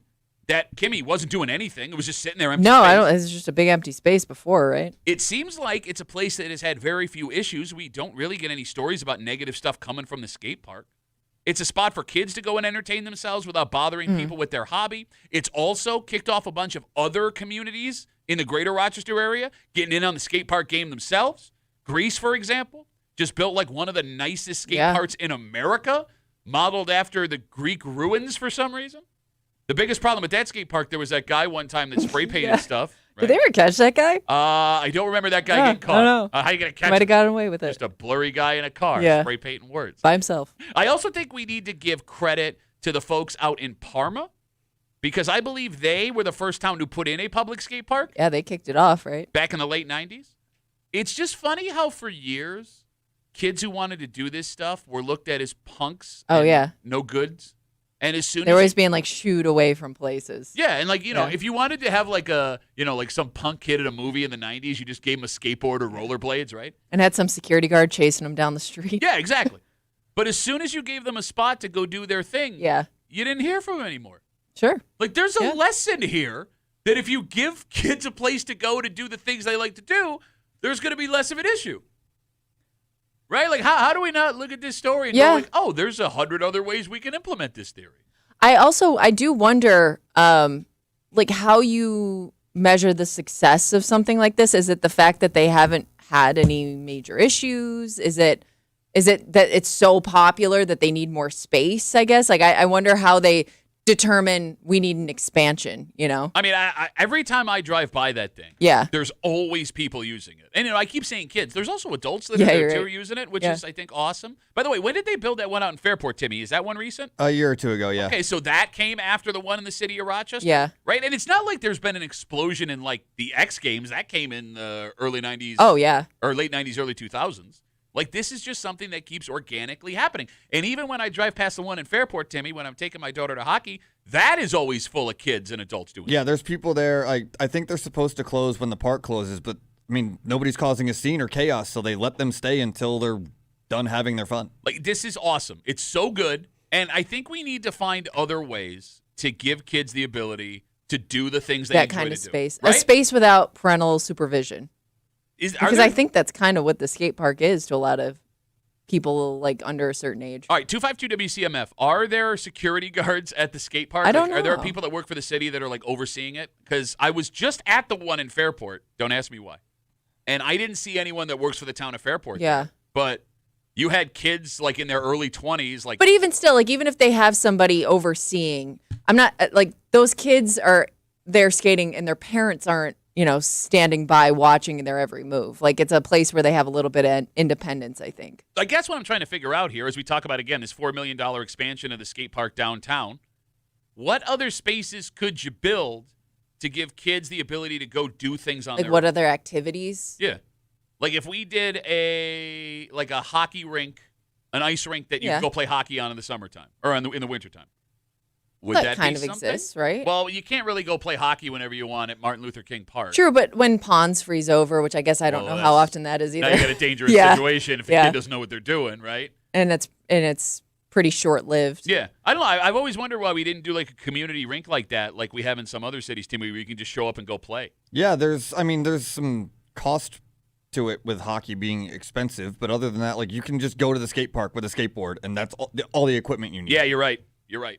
And I think the skateboard, rollerblade, like that BMX, whatever community is a little different in the way like things run, I guess you could say, because with a lot of the things you're describing, they could easily be taken over by adults who say like this is my time, I was here first. Like there could be arguments over who gets that ice time right now, right. or who's playing in this game right now, like pick up basketball, stuff like that. Yeah, you're right. But I feel like the skate parks, like you just go and, I guess I don't really know how things work or things run, but it doesn't seem like it's that territorial. It needs to be, or there's no need for organization with a skate park. You can just show up one person or like you and a couple of your buddies. With hockey, you need teams and like, one, rink availability. Sure. More unwritten rules, I guess. Yeah, like the skate parks are self-police basically. All right, so like, is the skate park the only thing you can offer kids like that? Well, what are other like individual? That's what I'm trying to figure out. You're not going to do like a gymnastics center where you can just walk in. That's dangerous, right? Like, what other things It's like pick up basketball. Well, and that's, you bring up the basketball. Like, my fondest memories as a kid over the summer, nothing to do as soon as summer school let out, was just going to the park with my buddies, or like right after school in the summertime, we'd go down to Charlotte, we'd go to Carter Park in Greece, we'd go to Cobbs Hill, and like it was just anyone who was there was playing. Everybody policed themselves. There was never an issue when I was there. It was so much fun, and it kept us out of so much trouble because we just go and play basketball for hours and hours and hours. Yeah, and it doesn't cost anything to do. Totally free. Yeah. Totally free. Salt writes us on Instagram, Duffy on WCMF. I worked downtown near the skate park for 2 years. I'd walk around on my lunch. People are always there. Passerbys just watching, hanging out with their dogs. Very cool area. Need more like it. All right, what else can we do then? Are we out of ideas already? God, we're idiots. Well, I just can't think of any like individual activity you could do like that doesn't cost you as an individual money to join, I guess. All right, well, I guess we've peaked. No, I mean, I know we've talked about this on the show before, but like I do feel really bad for kids these days because we had free run of whatever we wanted to do. We could go to the mall and hang out. We can go to the movies and hang out. There were, teen night clubs if that was your thing. If you were into, rock music, you could go watch your buddies' bands play at 5 different clubs that would host teenage kids playing bands. Sure, it was $25 to get in because you weren't buying booze, but you get the point that I'm making. Like, that stuff doesn't really exist. My daughter, she's 15. Yeah. She's never asked me to take her to go watch her friend's band play. Sure. She can't go walk around the mall if I'm not there with her yet. She can't go to the movies if my wife doesn't accompany them. Like, I do feel bad. I don't know. Where's the freedom? Yeah. Well, where's there a place where adults and teenagers can coexist and it's just the norm? That's a good question. There's no other like skate park formula. Yeah, no, you're right. That's another great point. You don't have some old man screaming at like a 15-year-old kid, right? Yeah, because I've been in pickup basketball games where that's also happened. Rich brings up, he said, back in the early 80s, Seneca Falls, guessing you grew up there, had an arcade where we would go. We also had a rec center that gave us things like basketball, pool, ping pong, etc. The one thing about the rec center, I feel like that's a place that gets like a lame reputation for kids like right away. Yeah. Like, right, only the nerds hang going down the rec center. Well, and it's like sometimes it's like older adults like going to free classes and stuff too. So you might see that as lame if you're a teenager. All right, well, if anyone could come up with any ideas to like the skate park to make things better, that'd be great. Because I thought you guys would have a bunch of ideas, and we're already out of ideas. Okay, let's take a break. There is a conspiracy theory that we have to address that is apparently spreading on social media across upstate New York. Because there has been another sighting of a big scary cat. Uh-oh. Now, this one is west of us, so it's not something we have to be concerned about. But this New sighting has led to people deciding this is a thing that happened. The state of New York did this, and the reason we have big cats walking around is because they were not concerned about our safety. And it is fascinating to watch a conspiracy theory unfold, create itself, Kimmy, right in front of our eyes. And we'll tell you what that conspiracy theory is next here in the break room on CMF.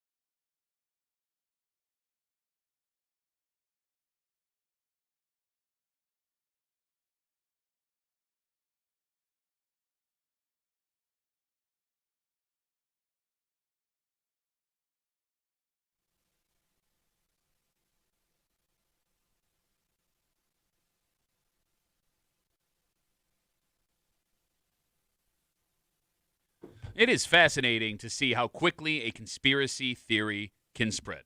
Because being scared of this new thing that showed up in our area, totally understandable. Totally understandable. What's strange is needing an answer so badly that you'll believe anything.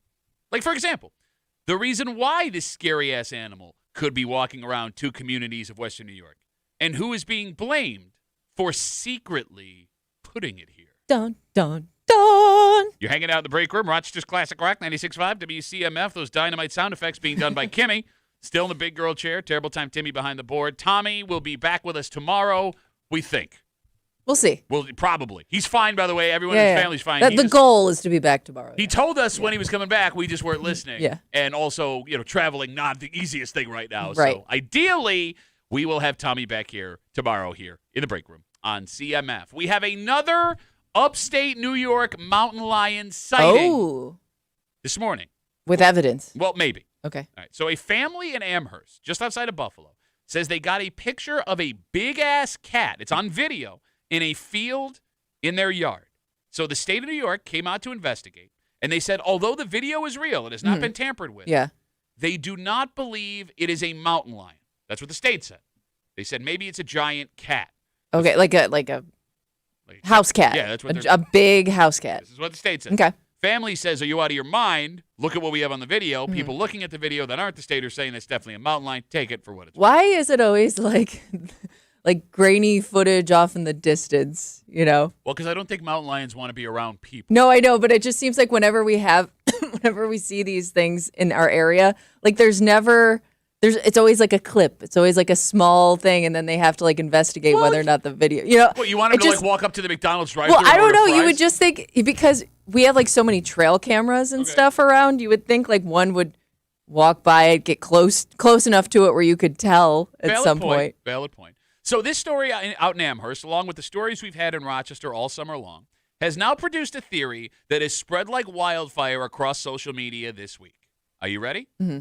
The theory is that the state of New York has been releasing mountain lions intentionally, letting them loose, to help take care of the massive deer overpopulation in New York State. So I remember getting these calls when the city mountain lion was spotted, a couple months ago now. Okay, that the state had released a mountain lion. Yeah, I think people were starting to think that way when that one showed up. So did you guys know this was a thing that happened? Oh, your mic is not on, Timmy.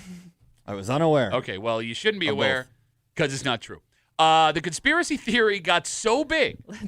Let's release this even more dangerous animal into the wild. So many people started spreading this that the state DEC had to come out and actually address it. And they said, of course, the state of New York is not releasing mountain lions. Some of the posts on social media that spread got so specific, they referenced by name a legitimate employee of the State Department of Environmental Conservation.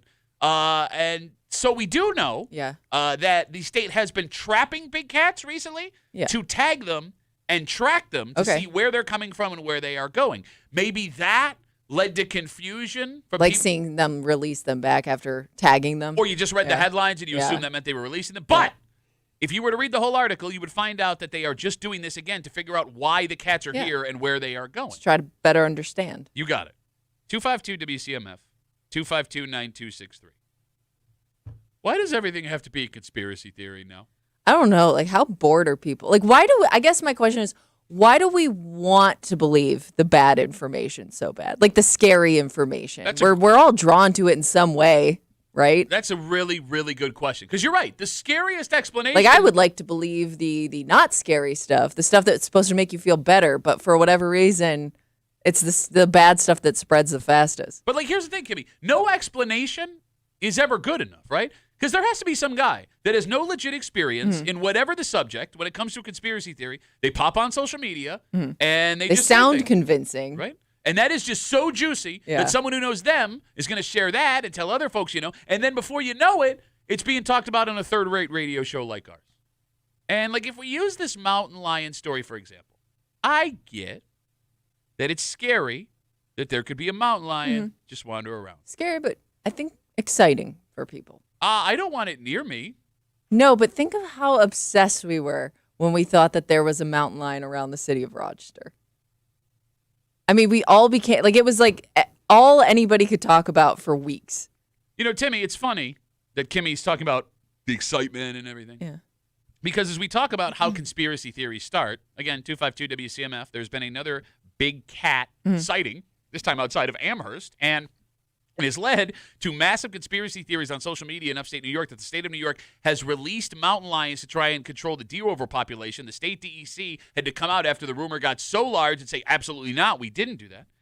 You were someone that was buying in on a conspiracy theory that you started here yourself on the show. I don't think I started it. I just said there was no proof, like Timmy. solid proof that it was here is all Timmy. my point was. Timmy, when the first alleged mountain lion sighting here in Rochester happened, you had multiple witnesses that said what they saw. One witness. You had one witness that went on TV. You had other people that saw it. You also had the video clip of the cat walking through the but city they couldn't confirm if that wasn't tampered with. Kimmy came on the show and said that it was a hoax, that she believed it was a hoax, and that the mountain lion didn't exist. I didn't say I believed it was a hoax. I just said I'm not convinced. We have the. I said I'm not convinced that there's a mountain lion. How is that not? It's a hoax. And then we said there's suspicious stuff because how has nobody else seen this mountain lion? And then Timmy, she starts running her mouth, and little man over here, he gets all excited. Yeah, he was on my side. Yeah, because he jumped on it because of exactly what you just said. Oh, it's an answer to something, and I don't have to think about it. So and even the DEC couldn't confirm it. You guys got in my face, and we had a 10-minute argument where you guys were calling me Well, you stupid. were convinced that it was a real thing. Yes, because you had multiple witnesses and a video clip. And then 2-3 weeks later, those women in Greece say they saw it, and you changed it too. Still no evidence, though, other than, what did they say? They said they found poop or something? You want to keep going with this hoax that you're trying to have you heard about it since people stopped talking about it? This could be the same cat out You think it's the same one? I mean, it's not that far. Traveled a good distance in a decent amount of time. It's plausible that this is the same one. So you do believe it was I'm confident. I'm not talking about you. I'm talking to me. Oh, I'm sorry. So shut up. You shut up over there. At first I thought it was ridiculous, but now that it's still going and it's reached Amherst. This story has reached Amherst. It could be just a single cat floating around, just trying to get by. Single big cat? Yeah, just trying to get by. It doesn't have a map. It doesn't have a sense of direction. It's kind of just wandering, and I would expected it to have maybe be seen throughout. Yeah, so I mean, the like last couple of nobody's months, seen this in months until now. You're gonna jump back on. You're going to jump back on the conspiracy train that the mountain lion doesn't exist. I just have some questions. Okay. Valid questions. Okay. 252 WCMF. That's how all of these start. You realize that, right? I'm not saying. I'm just asking questions. I'm not saying the state released mountain lions and try to get out there. I'm just asking. I'm just asking questions. Just asking. They could extend the hunting season. That would be the easiest way to do that, right? The last thing you would want to do when it comes to letting the mountain lions out, if the state were to release mountain lions. That conspiracy theory. I got you. Oh, I'm sorry. It's hard to keep track of what conspiracy theory it you're is. I don't into, even know what we're talking you're about all over anymore. The place. You're absolutely all over the place. And I find it interesting, too, when we talk about where conspiracy theories come from, that just the addressing, you did not mention the fact that you didn't believe the mountain lion story until I brought up your conspiracy theory. Your eyes lit up, and you went right back into the conspiracy theory. I don't think it's a conspiracy theory to say I don't know if people saw it or not. Okay. When it first came out, I was all in because it's like you said, like multiple people saying they saw it in the same vicinity. Then it kind of died out. Nobody saw it again. But where did it go? Well, but it's an animal that survives on hiding. Yeah, but it was in a city. It's a predator. And nobody caught it on another camera? Tom, I would like more evidence before I believe the story. That's all I'm saying. Tom writes us on Instagram. Duffy on WCMF, the easiest way to get us. He says, did they ever catch the Rochester cat, or did he get bored and move and now is hanging out in Buffalo? Is it more fun in Buffalo for a mountain lion than it is in Rochester? Well, you got a lot of space in between that you could hide out in for a while. I am curious how long it would take for a cat like that to go from – is that like a day trip? I don't know. I don't know if are they animals that, like yesterday we were talking about the deer, do they all stay in the same place their whole lives, or do they wander? We were getting a bunch of different information on the deer, right, about banging their moms and all that stuff. We really should get a nature expert to go to for the show. Why not you? You seem to have it all figured out about the mountain lions here in town. I don't. That's all I'm saying. 252 WCMF. Let's talk to Skylar. Hey, Skylar, how are you, buddy? Hey, Timmy, can I get phones? I'm sorry, bud. Hey, Skylar, my fault, bud. Go ahead. Yeah, good morning. I told you before that I've seen mountain lion twice in my life. Once right here, I live next door to, like, there's nothing between me and Lethbridge Park but corn and woods. And I've seen one, and just probably 20 miles from here. But I saw one in Colorado, too, I told you about. But they don't, the DEC did release them in Lethbridge Park, and not to suppress the deer population. They did it to suppress the coyote population because coyotes are out of control. Deer are not out of control. You guys talk about deer all the time, and there's not as many deer. I used to see 50 deer all behind my house, and now I see 4. I saw 50 deer in my house!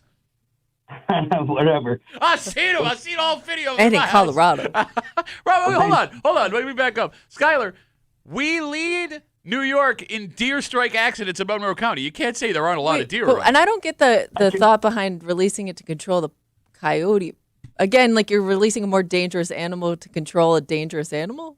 That's why they won't admit it, because they don't want idiots like you put it in on the radio that the DEC released a mountain lion, and now okay, Skylar, what are we doing? What are we doing, Skylar? Dude, I'm telling you a true story. They released mountain lions like 20 years ago to reduce the coyote population. Where I live, I'm not kidding you or making this up. I used to see 40 deer behind my house. Oh, it was 50 a second ago. It was 50 a second Well, the ago. mountain lion's got 10 of them. I'm trying not to over-exaggerate. I used to see a herd of deer. Now I see a few deer. And I'm here to tell you, every night across the road from my house at 3 o'clock in the morning, I hear coyotes howling like not one, bunch of them. And that's why the DEC released the mountain lions, right. and they don't want to admit it because you guys oh my gosh, why would they do that? What do you want about my poor dog? But Who sounds like that? I kind of sound like you're that. right. They don't want to be around people. They're not a harmful animal. They don't want to kill people or your dog. They want to Just eat the coyotes and the rabbits and maybe a deer. But the deer population isn't as high as you think it is. Okay. And there are mountain lions. All right. Well, Skylar, listen, I need you to do me a favor. Are you listening? Yeah, I'm listening, All right. buddy. It's pretty rare that we get like frustrated Skylar. Frustrated, He was ready. Skylar. Yeah. Skylar, I need you tonight to count however many deer are in your backyard and report back to us tomorrow, okay? I have 5 apple trees on my 3.9 acres, and there used to be deer come through there and eat my apples, and I have not seen a deer all year. There. Oh, Skylar, thanks for the call. Plenty of buddy. apples, though. Have a good rest of the day. 5 apple trees and 40 deer. Okay. They don't want it on the radio that they released the mountain lions to take care of the coyotes. So Skylar's going to call up on the radio and tell everybody that they released the mountain lions. Okay. 252 20 years ago, though. 20 years. Well, they're older mountain lions. You know, Right. they got new hip replacements, Kimmy. Let's wrap it up with Tom. He seems like he might know what he's talking about. Hey, Tom, how are you, buddy? Not bad. How you guys doing this morning? Good, brother. What do you got? So in 2011, there was a collared cat that was out in the Black Hills region of South Dakota, and he traveled over 1,500 miles. Dang. I sent you guys a link on Facebook.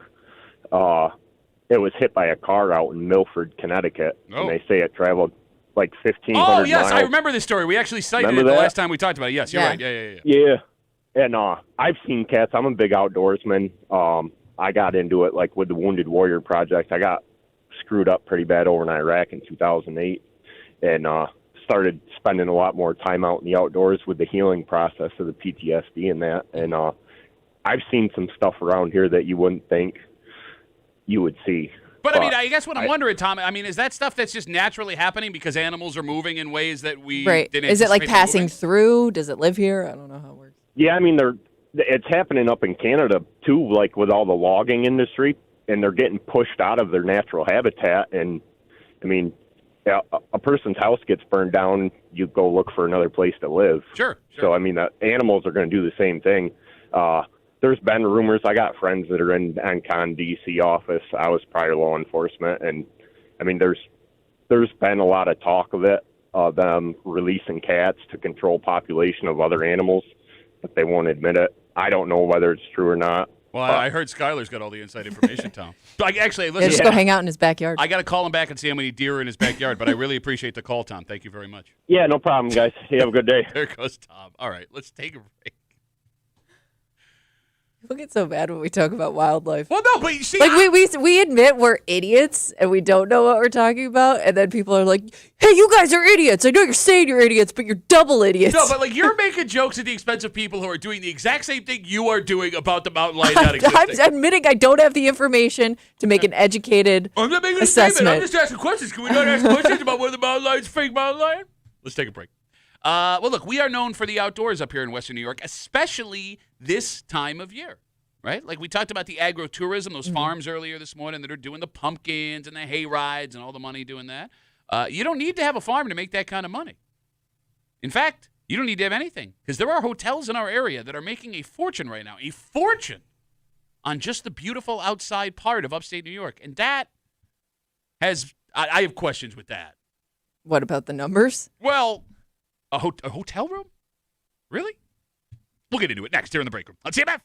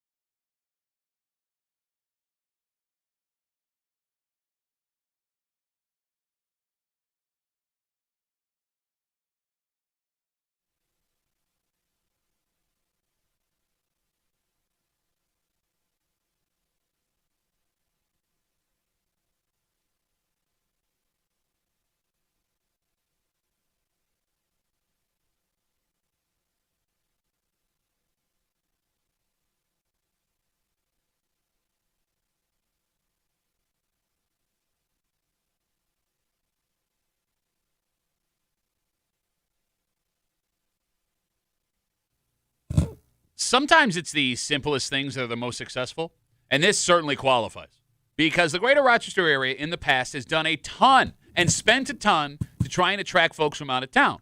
But it turns out this natural thing, for whatever reason, has people spending a fortune to stay overnight to come and see it. You're hanging out in the break room. Rochester's Classic Rock, 96.5. WCMF. We are about 30 minutes away from everyone's favorite break room game. It's Tuesday. It's Where They Whinin'. And it's going to be different today because Tommy's still on vacation. He'll be back with us tomorrow. Kimmy in the big girl chair. Terrible Time Timmy behind the board. Timmy will be reading the post for us. Kimmy will be playing today. Yep. Which gives you a rare opportunity to put a star on the board. And the Timmissioner will be making all final calls. We've done this once before. Yeah. And it was a disaster. Also, for some reason, Timmy has his hood up with his headphones over his hood right now. He's getting in the zone. Like an getting idiot. ready. I didn't even realize that was a thing. But now at this point, I should probably just wait. You look like an Oompa Loompa. Thank you. All right.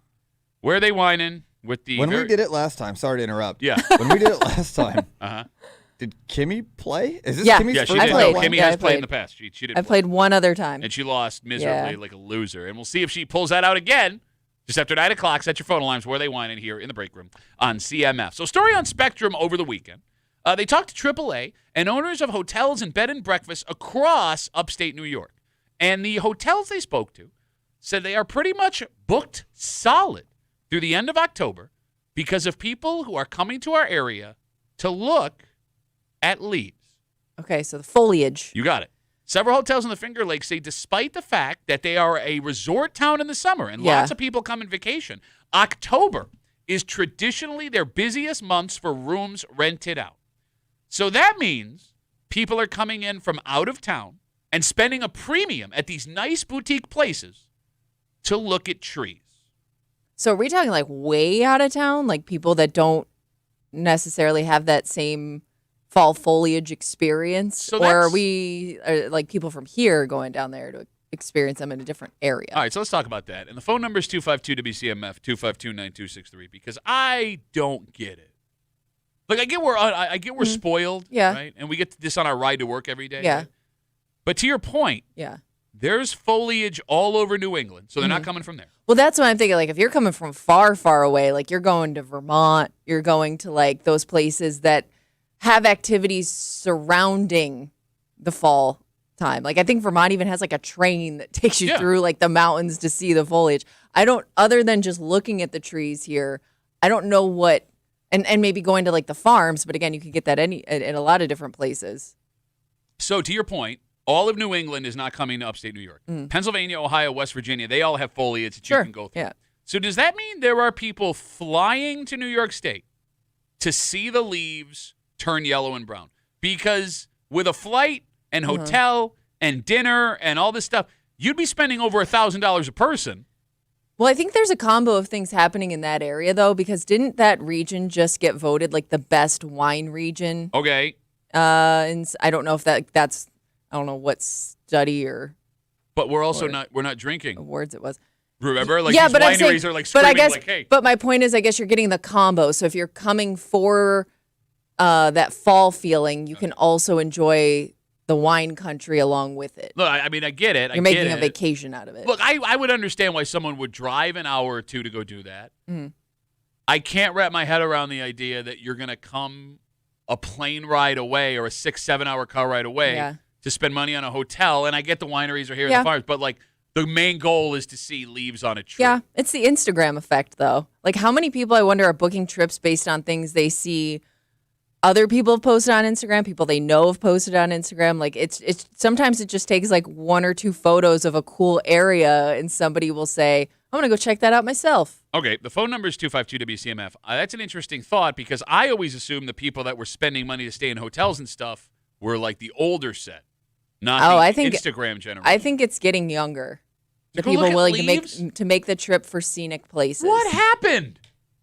What do you mean younger? When you say younger, are we talking 20s? Are we talking 30s?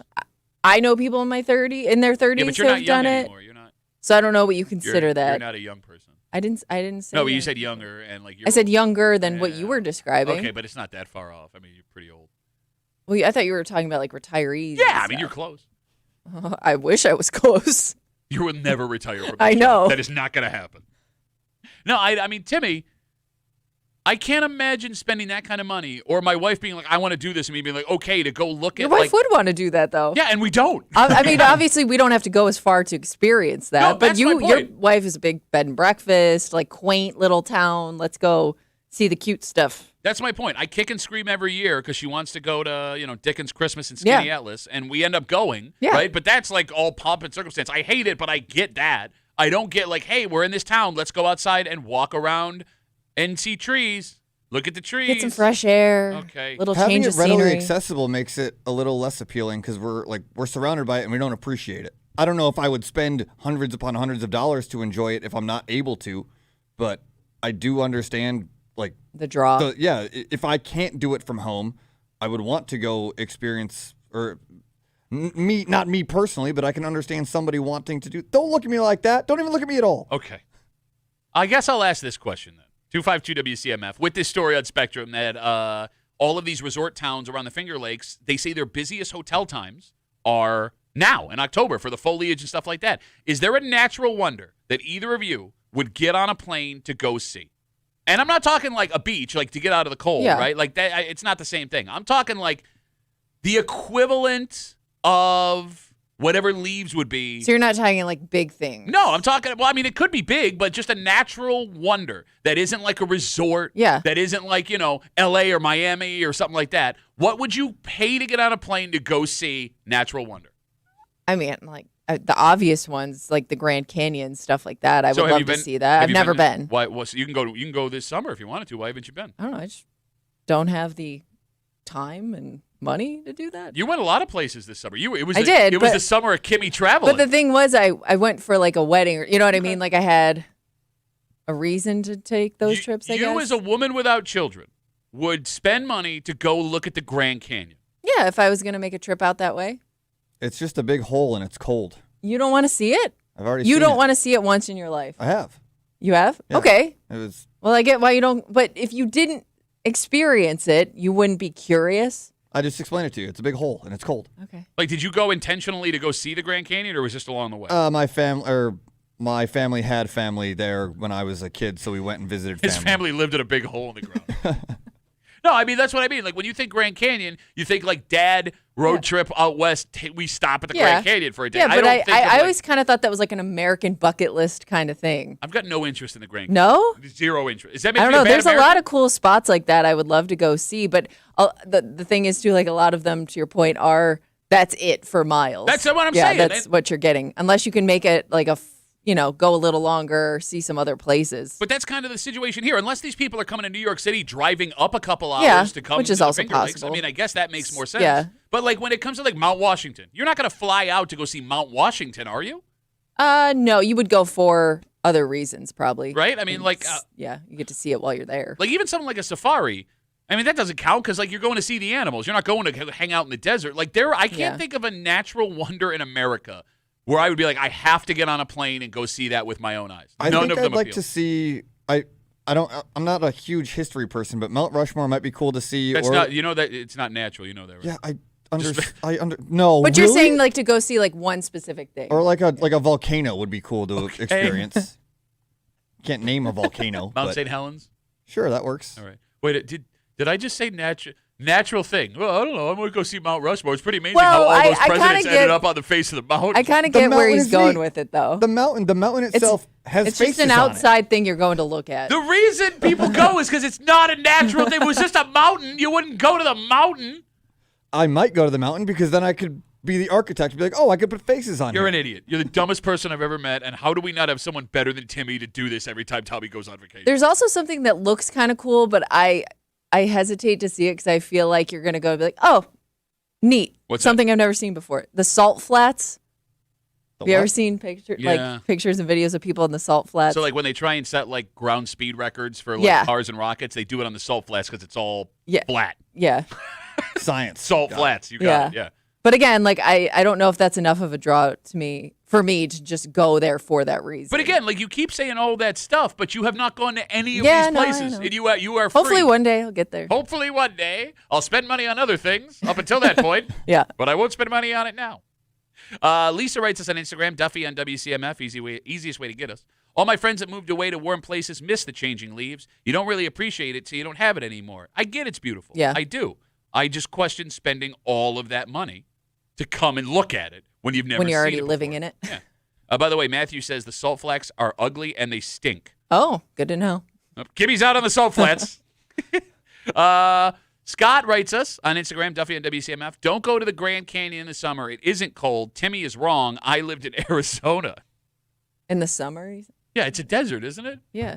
The Grand Canyon is much colder than Phoenix. If you're not watching the live stream, he's got his hood It's up also cold and his in here. arms crossed. He has never been more serious about anything in his life cold in here. than what he's yelling about I feel the like I'm in the Grand Canyon. Canyon right now. All right, Matthew writes us on Instagram. He says, I took a 19-day, 8,297-mile, 24-state, 14 national park trip this past summer. Trip of a lifetime. I wish I had that drive. To count the miles? Well, no, to enjoy natural beauty. Like, I wish I had that in me where I could look out a window and go, wow.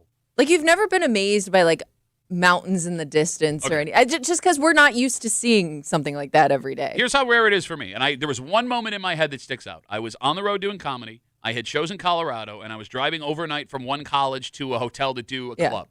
And I was driving. I was, like, in the middle of nowhere in the Rocky Mountains. And the sun, it was like, February.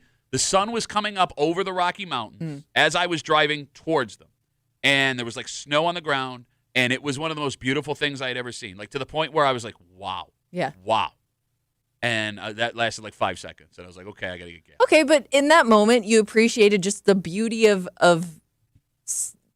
nature. Okay, right? but I had to be something in there. the distance. If I would have paid to go to like have a sunrise over the Rocky Mountains experience, and I that's guess what I there's got other out of it. experiences you could have, though. I mean, I don't want to get on a horse.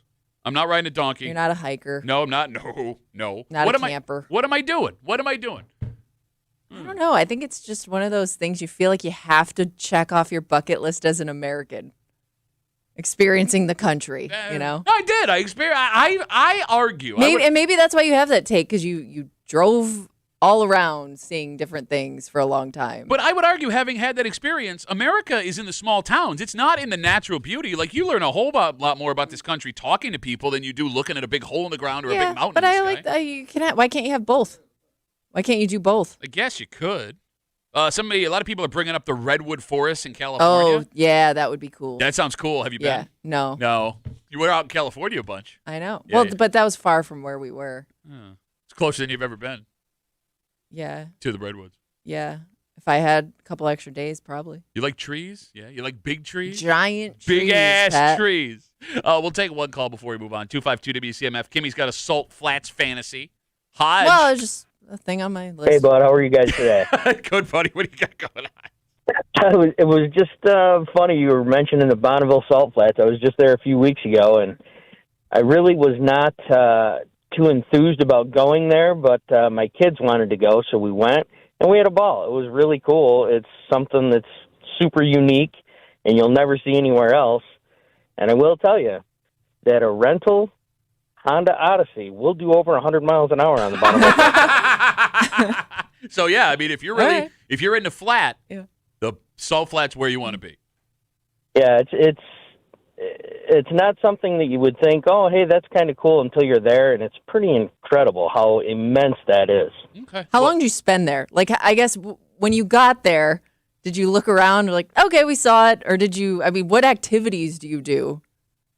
Well, we kind of explored a little bit. We had two different vehicles, and it's weird. They have like this light green line in like kind of grid patterns and different shapes out there. I mean, it's so immense. We drove out probably 4 or 5 miles, and there's just nothing but flat ground. And it looks really rough to look across it, but to drive across it, it's super flat. It's kind of deceiving. It's weird. I would argue it's not deceiving because it's called the Flats. That's the whole reason it's there, Hodge. Yeah, but when if it was the Bonneville Hills and you got there and it was flat, I'd be like, that's actually pretty deceiving. I would think that would, No, but when you're there and you look out over the expanse of it, it looks rough.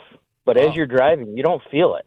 All right. All right. Well, hey, man, thanks for all the inside information on the Bonneville Salt Flats, buddy. I appreciate it. Have a great day, guys. There goes Hodge. All right, we'll wrap it up with this, and I think this is the best point anyone has made here. Joseph writes us on Instagram, and you know he's serious because he goes by Joseph. He says, we're just spoiled. People travel all over the world to see Niagara Falls, and us here in Western New York, we're just like, yeah, that's cool. Yeah. We do have a ton of natural beauty between Letchworth, Niagara Falls, the foliage, all the Finger Lakes, fresh water for days that maybe we take it for granted. Yeah, where are you going to take us where we're going to see something that's more beautiful than where we live? So, all right, good for you guys. Let's take a break. We got Where They Wind It coming up in just a little while. But before we get there, who the hell knew that this one technological program, I don't even know how to describe it, controls everything in the world? Didn't know that. We'll get into it next here on CMF.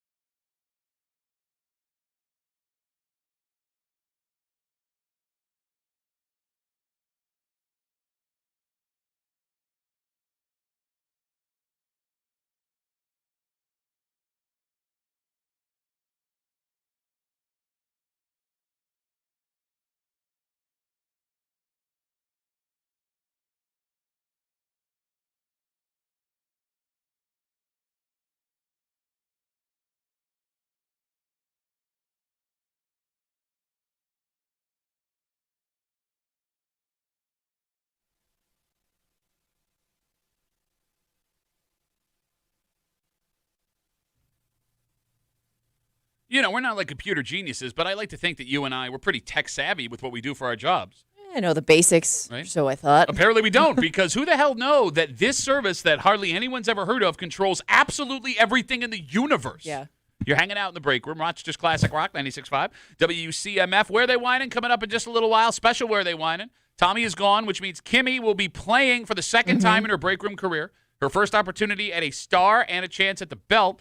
And that means that Tim Ishner, Terrible Time Timmy, will be running the whole show. Playing referee today. Last time we did this, it was a total disaster. So we'll try it again. Where They Whining, coming up in just a little while here in the break room on CMF. Yesterday, an Amazon Web Service outage stopped the world for hours. It did. Not just Amazon. Okay, so were either of you aware what Amazon Web Service was before yesterday? I'm familiar with it, but I didn't know how powerful it was. So I kind of assumed it just powered Amazon? Yeah, I didn't know it was linked to so many different things. All right, so yesterday, as many of you know, sites like Snapchat, Roblox, Fortnite, Robinhood, the online stockbroker, the McDonald's app. You said your Wendy's app wasn't working for 45 minutes. Real bummer. Folks that were trying to use Ticketmaster, some of the gambling Yeah, apps, I can't remember which one it was, but yeah. all went down for hours. So Amazon is saying right now they're not sure what has caused the problem, unless there's been something that's broke over the last couple of hours. But yeah, apparently the world's biggest businesses and organizations use this Amazon Web Service to control their things. And I'm going to be honest with you. After everything that happened yesterday, it is terrifying how one thing being disrupted can totally alter our lives. Yep. Completely. And we had no idea. Yes. We constantly rely on technology, but I don't think we realize in the moment how reliant we are on that technology until it goes wrong and then nothing at all works. But, here's the thing. To your point, you're right. I mean, that's an easy thing to say. Timmy, great take. Thanks. I think that we have this false idea of variety. If Instagram goes down, Twitter will be there. I got something else to fall back on. Whatever. I have 5 different ways I can access my money. I have 6 different ways I can access entertainment, blah, blah, blah, blah, blah. But when something like this behind the scenes controls so many things. And to your point, it's beyond the leisure apps and technology. I would assume it also could affect you at work during the day too, because I think Zoom was one of the things. Zoom did go down. That I'm sure a lot of people rely on a daily basis, especially if you're a work from home person, and that's the format I guess your company uses. Which, by the way, everyone's all pissed that all their favorite things went down yesterday. If Zoom going down makes up for all of it, if I work from home or at a meeting, right? Well, that's it for the day. Come on. If you had a meeting you didn't want to do yesterday over Zoom and Zoom stopped working, that is the greatest gift you could be Unless given. it just kicks it down the road, though. You still have to deal with it. I don't have to deal with it tomorrow or today. Yeah. Actually, it's a get out of jail free card anyway, because you could just say, it's down for me. Other people might be able to get in, but I can't. Sorry. I don't think it could work like that. Well, I mean, I'll be honest. I guess now that you say that, we don't really know. I'll be honest with you. I don't know. We didn't know how this works. So if somebody yesterday was like, oh, it's down, it works for you, but it's not working for me for some reason, I would believe them. Right? Okay, that's fine. Connor writes us on Instagram. Duffy on WCMF, easiest way to get us. He says, Amazon Web Services handles about 30% of all websites. And if you use these sites, Amazon has your info. My job has open enrollment right now, and when that went down, even medical stuff went down. Oh, that's scary. That's great. That's concerning. It makes sense why when you use certain apps now. Yeah. Oh, yeah. Amazon starts all of a sudden, I have everything we talk about on this show pops up for me on Amazon. We are so effed. We traded so much stuff for convenience, knowing what we were doing. And even after all this, we're all just going to hop back on and use it again. You're right. Nobody has changed any habits, I'm guessing, after yesterday. You're 100% right. What happened yesterday should be the alarm enough to be like, hey, let's move away back towards certain things, and nobody's going to do it. Let's check out our other options. What else is out there? Or maybe we should learn a little bit more about how everything we use is connected, but we're not. Not going to do that. Not going to do that. No, absolutely 100%. Yeah. Not going to do that. All right, so I guess we just sit around and we wait for the next one to happen. Yep. Which will cripple us. I mean, the good news is when it comes to technology, getting shut out for a day, couple hours, sucks. Yeah. Right? But we do seem to have a pretty decent system down for getting everything back up and running again. Yeah, look at that. Because there's so much money at stake. Yeah. Think about 30% I can't imagine what was lost in that time frame. Well, I mean, if what Connor says is true, that Amazon Web Services, runs 30% of the internet. Yeah. Think about what 30% of the internet means in money for an hour. I can't imagine. And by the way, if your kid plays Roblox or Fortnite, It did affect a lot of parents. that sucks. Yeah. That sucks. I don't want to talk to you. So find something else to do. Go read a book. Go run outside, chase yourself, as my dad used to say. Chase yourself? I don't get it either, but that's Okay. what he would tell me all the time. All All right. It's about that time, ladies and gentlemen. The phone number is 252-WCMF, 252-9263. Timmy has a post from the neighborhood app. Kimmy! I'm nervous. Yeah, I don't know why. No, I mean, it's going to be terrible. I know. Well, I am confident in the fact that I think I will make a better selection than Tommy would. Yeah, that's a fair statement. Yeah. But again, anything that Timmy touches sucks. And I don't mean that to sound mean because we appreciate that everything Timmy does for us. But the last time we had to do this with Timmy in the commissioner's chair, it went terribly wrong. We're going to try it again. The phone number is 252-WCMF, 252-9263. We figure out where they whining, Timmissioner edition, and we do it next here in the break room on CMF.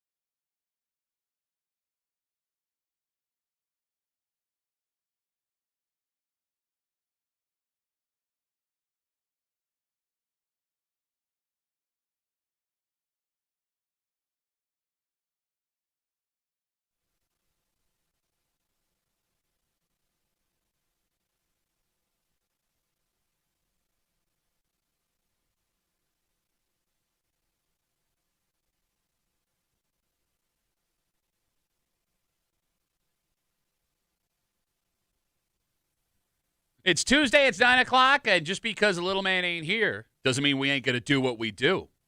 You're hanging out in the break room, Rochester's Classic Rock, 96.5 WCMF. It is time for Where They Whinin'. Tommy's still on vacation. He will be back tomorrow, so have no fear. That means Kimmy is in the big girl chair. Terrible time Timmy behind the board, and here's how we are going to do this today. Kimmy will have her first opportunity to earn a star, even though you've sat in that chair once before, played this game once before, and failed terribly. I lost. Timmy has run Where They Whinin' once before in the past. It went horribly, but we're going to give him a second chance. Yeah. Redemption. Okay. I will make the statement, and you brought this up a second ago. It will be harder for everyone playing because you will not burn your pick as Tommy normally I'm does. going to make a good pick at least, Oh, we'll see. Yeah. All right. I'm going to at least pick somewhere where people live. So I got that going for me. If you're new to the game, here's how this works. You folks send Kimmy post in the neighborhood app, although we had to do it a different way this week to make sure Kimmy did not see the post. Timmy has those posts in the neighborhood app. He picked one that Kimmy has not seen yet. He's going to read it out loud. He has removed street names and town references, yet there are still enough details in that post where if you listen, you will be able to figure out what town, village, or neighborhood in the city of Rochester they are calling or writing from. It's Where They Whinin'.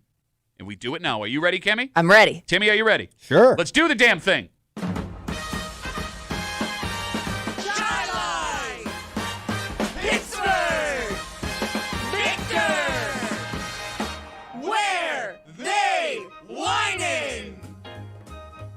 Is this where I go? Oh, we my off to a God. good start? We're off to a great start. All right. Thank you. Well, I don't know what someone is burning, but it needs to stop. Unless you live under a rock, you'd know there's currently a burn ban in effect here in New York State. That ban applies to everyone. You are not the exception. No one is. I can't exactly pinpoint where the smell of smoke is coming from, but it has to be near because the smell is strong. My house smells like a bonfire, and it's infuriating. It's going to take days for this scent to dissipate. Can anyone tell me where this reckless individual is located? I've called 911 to report it hours ago. I still smell the faint scent of smoke in the air, so it must still be going. It seems like no one is doing anything about it. It's been burning for hours, and the smell has gone from a burnt rubber smell to more of a charcoal grill smell. Who knows what toxins we're all breathing in? Let's work together to make sure this individual is dealt with appropriately for putting all of our lives and trees at risk. All right, the phone number is 252-WCMF. Can I just point out, you can pull the music down, Timmy. The peppiness of the music over Timmy's voice reading. I know, it's there really was a throwing Birdman me off. happening. I don't even know if I paid attention to the first part of it. There's a lot going on there. My brain is scrambled. All right, Kimmy? Yeah. You are filling in for Tommy this morning, which means you get This the is first harder pick. than I thought. Oh, what happened all of a sudden? Miss thinks it's easy. Okay, so I don't know why. I have an image of what this person is describing in my head. Okay. And it's taking me to like the outskirts. Oh.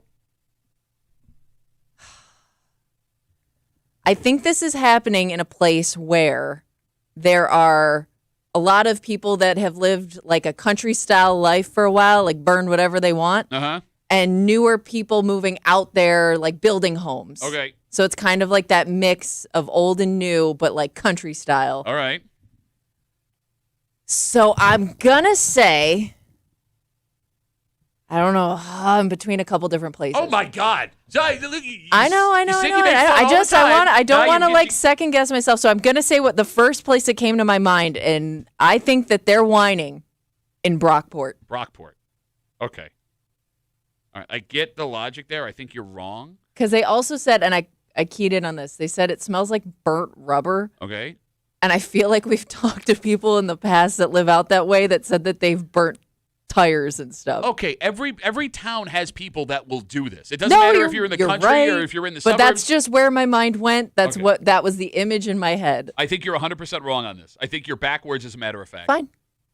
Okay. Tell me why. You don't have to get offended. I'm offended. It's like I'm arguing with my wife. I'm- Fine. No, I'm I'm- fine. no, I'm fine. good, I'm good. Fine. I don't even care. No, it's fine. Go. I made my pick. Go to the World Series. I don't even care. If someone's complaining, it means this is not a common occurrence. That's the thought in my head here. So we're going to go closer to the city of Rochester. It's got to be a place that has a lot of space, but also a lot of residents. I got it. I'm feeling East Side this morning. You're going east side. I'm going East Side, and it's going to be a sneaky good pick, and you're going to go, ooh, that's good. They whining in a Rondecoit.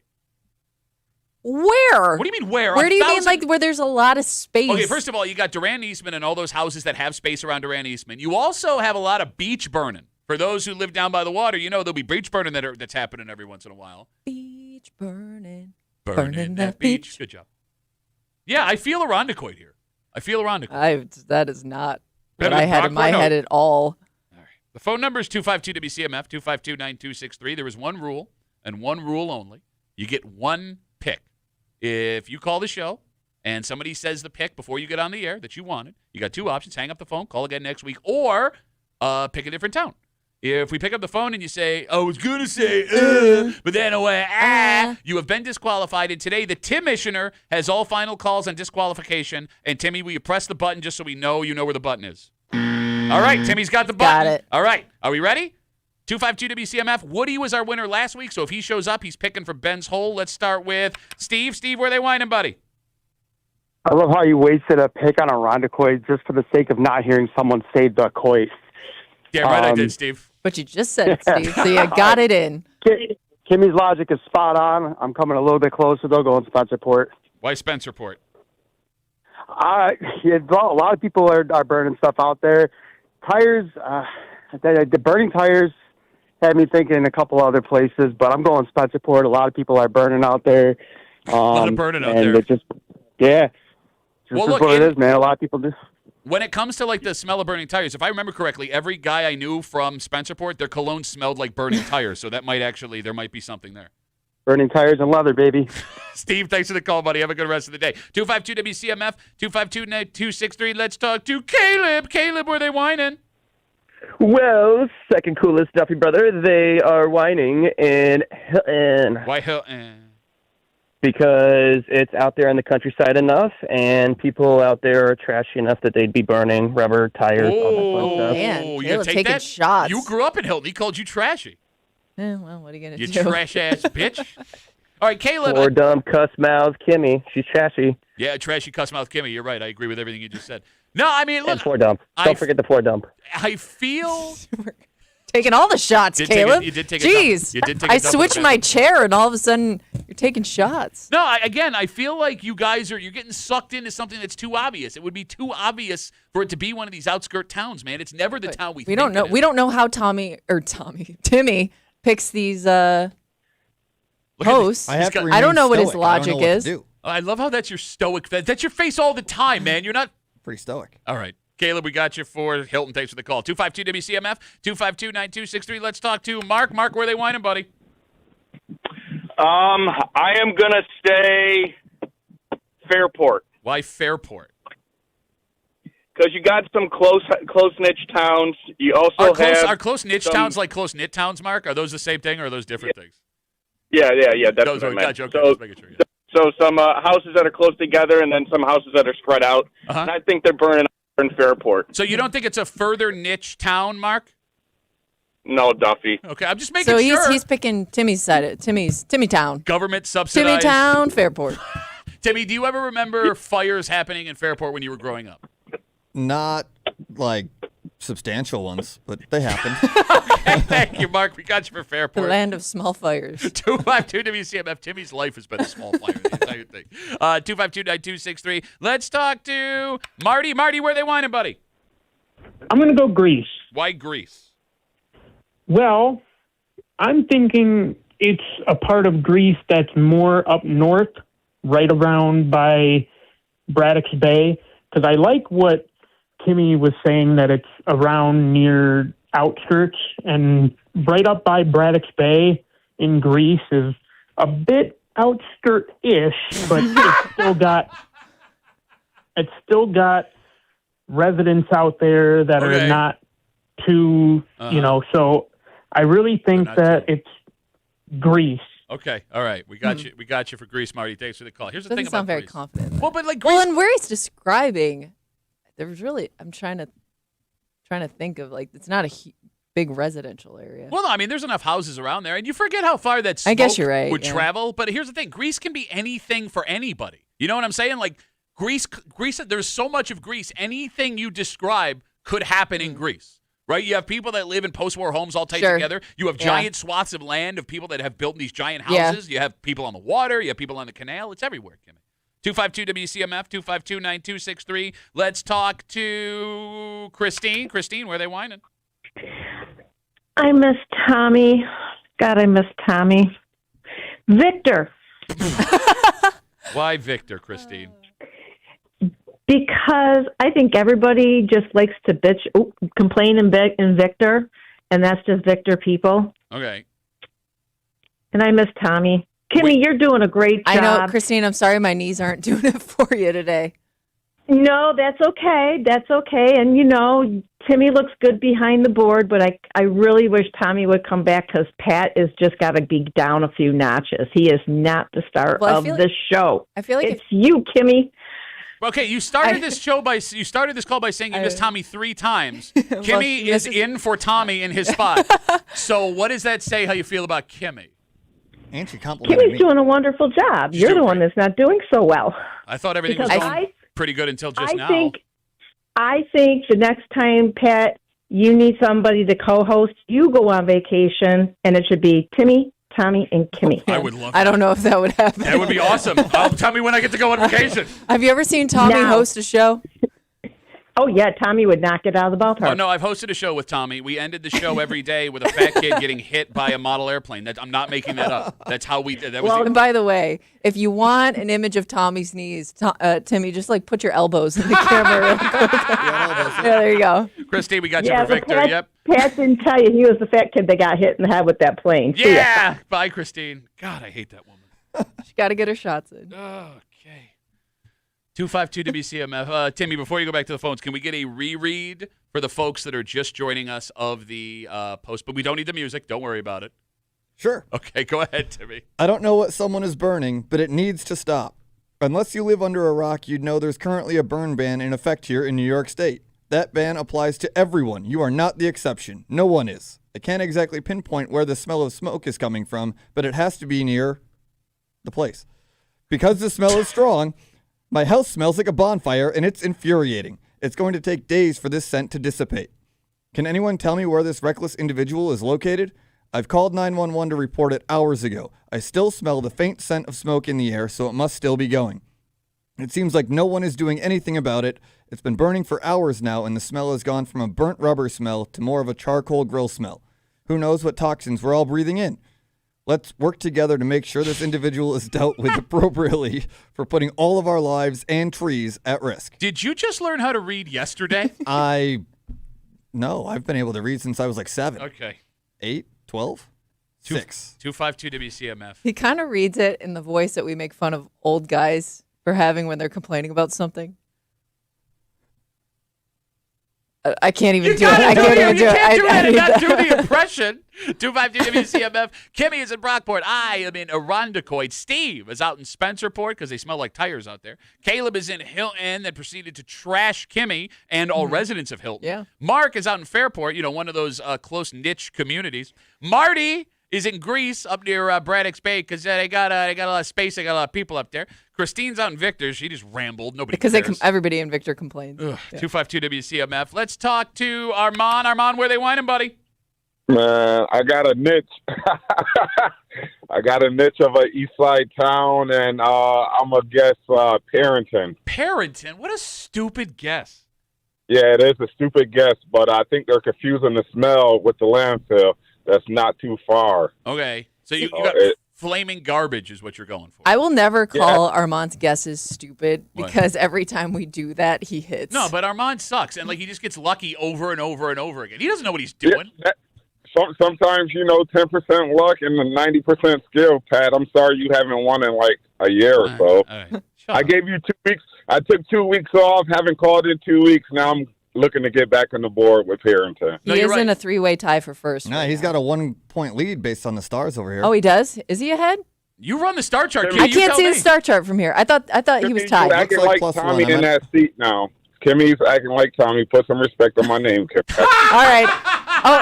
All right. +1, yeah. Armand's +1. Way to go, Kimmy. Way to go. Well, till today. Armand, thanks for the call, buddy. 252. I thought he was tied. No, he's not. He's not. Says woman with no star. I do not have a star. 252 WCMF 252-9263. Let's rip through some here. Let's talk to Cody. Cody, where are they whining, buddy?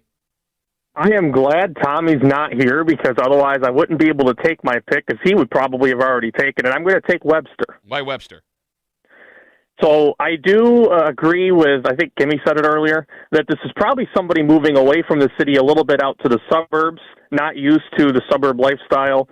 So there's a lot of new development going on in Webster. It's probably one of those people. There's also a lot of open land out in Webster that people can use to burn things, and the smoke will travel quite a bit, so you don't really know where it's coming from. Cody, I feel like saying I'm glad Tommy wasn't here to take this pick is a bad omen for your pick. That's a great call on Kimmy's part, yeah. You know, that is actually a very great call. All right. I will wholeheartedly support you on that statement. That's a good call. But I'm confident in this. I mean, the thing is, Tommy's picks do land sometimes when he doesn't pick them. So that's why I think He that's picks land when he doesn't. Okay, that makes sense. Cody, thanks for the call, buddy. Have a good rest of the day. 252 WCMF 252-9263. Let's talk to Phil. Phil, where are they whining, buddy? Hey, how you doing? Hey, Phil. I'm going to go with the chill eye. I'm not doing that. The chilla. That's a new one. I'm not doing I that. always thought it was chai why you lie. But chillai, I guess, also works. Why are we going with chai lie, Phil? That's the best. Several were taken before that. Okay, so you had another one you wanted to pick. I'm not saying that. No, I'm just asking a question, Phil. I can't ask a question. Now things were used up, so I'm going with chill eye. Okay, wait. So were you east side or west side on the one that you really wanted? I would with that east side. East side. Was it close to Rondequoit? No. No. Further out east. No. Okay. Phil, thanks for the call, buddy. Have a good You're not rest going to of the get day. Phil. I love hearing their brains work to try and. No. I want to tell you, man, I'm not good at telling you enough to get disqualified. We're not making chillai happen, by the way. No, we're not. 252 WCM. No, this is your fault, though. You encourage all these. Listen, I'm usually all for the nicknames, but that one doesn't have a flow to it. Chris, where are they whining, buddy? First of all, can we go back to Wednesday so we don't have to hear Christine again? Thank you. Good call. I'm going to go with Gates. Why Gates? I don't know. I'm just feeling it for some reason. I don't remember ever smelling smoke growing up in Gates. And I had a hole in my roof, so I would have smelled all of it. You definitely would have. All right, Chris, thanks for the call. 252 WCMF. Let's talk to Joe. Joe, where are they whining, buddy? Whining in Hamlin. Shut up, Joe. Why Hamlin? A lot of fruit farms out there. They're trimming the trees and burning them right now. Well, I mean, hey, he came with facts. Shut up. There's 4 people that live in Hamlin. One of the 4 people wrote this post and put it up somewhere. Yeah, but I can appreciate somebody that comes in with a detailed response as opposed to like, well, there's houses and there's trees, so it's got to be there. Okay, but again, I'm sorry. Go ahead. Go ahead, Joe. There's more than 4 houses out there. There's 10. 10 houses. Joe, thanks for the call, buddy. 252. 10 houses and a tops. I have an unnatural hatred of Hamlin from this game. All right. We'll wrap it up with a gentleman who won last week. He's been sitting patiently. Oh, he's been in the hole. Yep, Ben's dark, smelly hole for the last 15 minutes. Ladies and gentlemen, Woody's on CMF. Woody, where are they whining, buddy? They are Rowdy and Rush. There are a lot of places still left on the board, Woody. Yeah, so I could have said Brighton, but no one's burning their trash in Brighton. Why Rush? Not the Henny. It's not going to be Henny 2 weeks in a row. Uh-huh, yeah. I doubt it's Pittsburgh. They're way too classy to buy, No, he's saying a lot of towns. Yeah, but he's saying it's not those towns in his defense. Not those. Yeah. Okay, gotcha. He's a seasoned vet. All right, so why Rush? What about Rush does it for you? There's plenty of people out there that would burn trash, and there's some things that have gotten developed out there. People move out there, they're new to the neighborhood, don't know that people are just going to do that stuff. Okay. All right. I'm glad that you're not going to win this week, Woody. Thank you for the call and waiting. Well, you know what? I just got back from France, and I picked you up a tiara, princess. Ooh, what? Well, thank you. Second, what were you doing in France? Robbing the Louvre. I got the tiara. That's where I got the tiara. Thanks for picking that up there, quick guy. Okay, Woody, for God's sake. You want to hear something really funny? Doug Stanhope will be at Comedy of the Carlson tonight. He's way funnier than you are, Duffy. I agree. I love Stanhope. Good dude. Yeah, he's great. No, but seriously, we had a lot of fun back there, but he's a great guy. Seriously, good talk. All right, Woody, have a good rest of the day, buddy. Take care. I hate everybody. I hate everyone right now. I'm so tired. I'm happy, tired, full of hate. All right. So let's finish this up. Are we ready? Oh, but let me recap. I'm sorry. Before we Yeah. Oh, I'm all out of here. Give us a rundown. All right, so Kimmy's on Brockport. I am in Irondequoit. Steve is in Spencerport. Caleb picked Hilton. Mark is in Fairport. Marty is in Greece. Christine, who everybody seems to dislike now, is in Victor. Armand running his mouth out in Parrington. Cody is in Webster. He picked what he thought Tommy would have picked.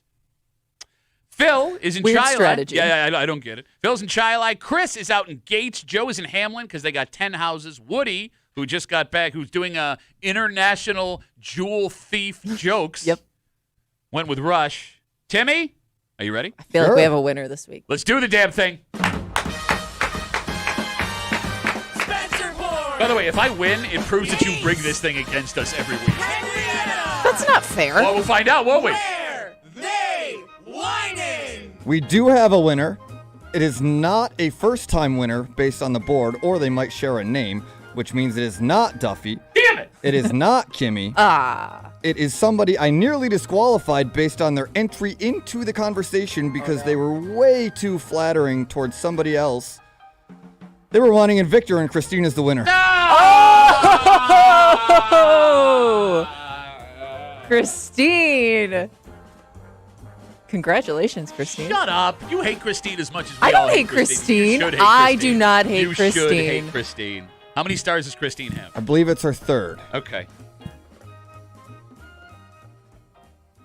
I know you're not happy. No, I'm not. But you weren't going to be happy in either. No, but this is like scenario. the worst case scenario. It's Well- the worst case scenario because now next week, hey, I don't know what to tell you. let's take a break. See, I should be on cloud nine because I stayed up and watched my baseball team go to the World Series last night with Rochester resident Ernie Clement making the first appearance for a Rochester resident. Shut up, Kimmy. In a very long time. And here's the thing. With the Jays now going to the World Series, Ernie Clement, Brighton graduate, everybody is now on the Ernie train. Oh, yeah. Right? He has accomplished something that very few people in Rochester have accomplished, not just going to the World Series, but something that now no one, no matter what happens, can ever take away from him because he is in rarefied air for these Rochester residents, and we'll get to it next here in the break room on CMF.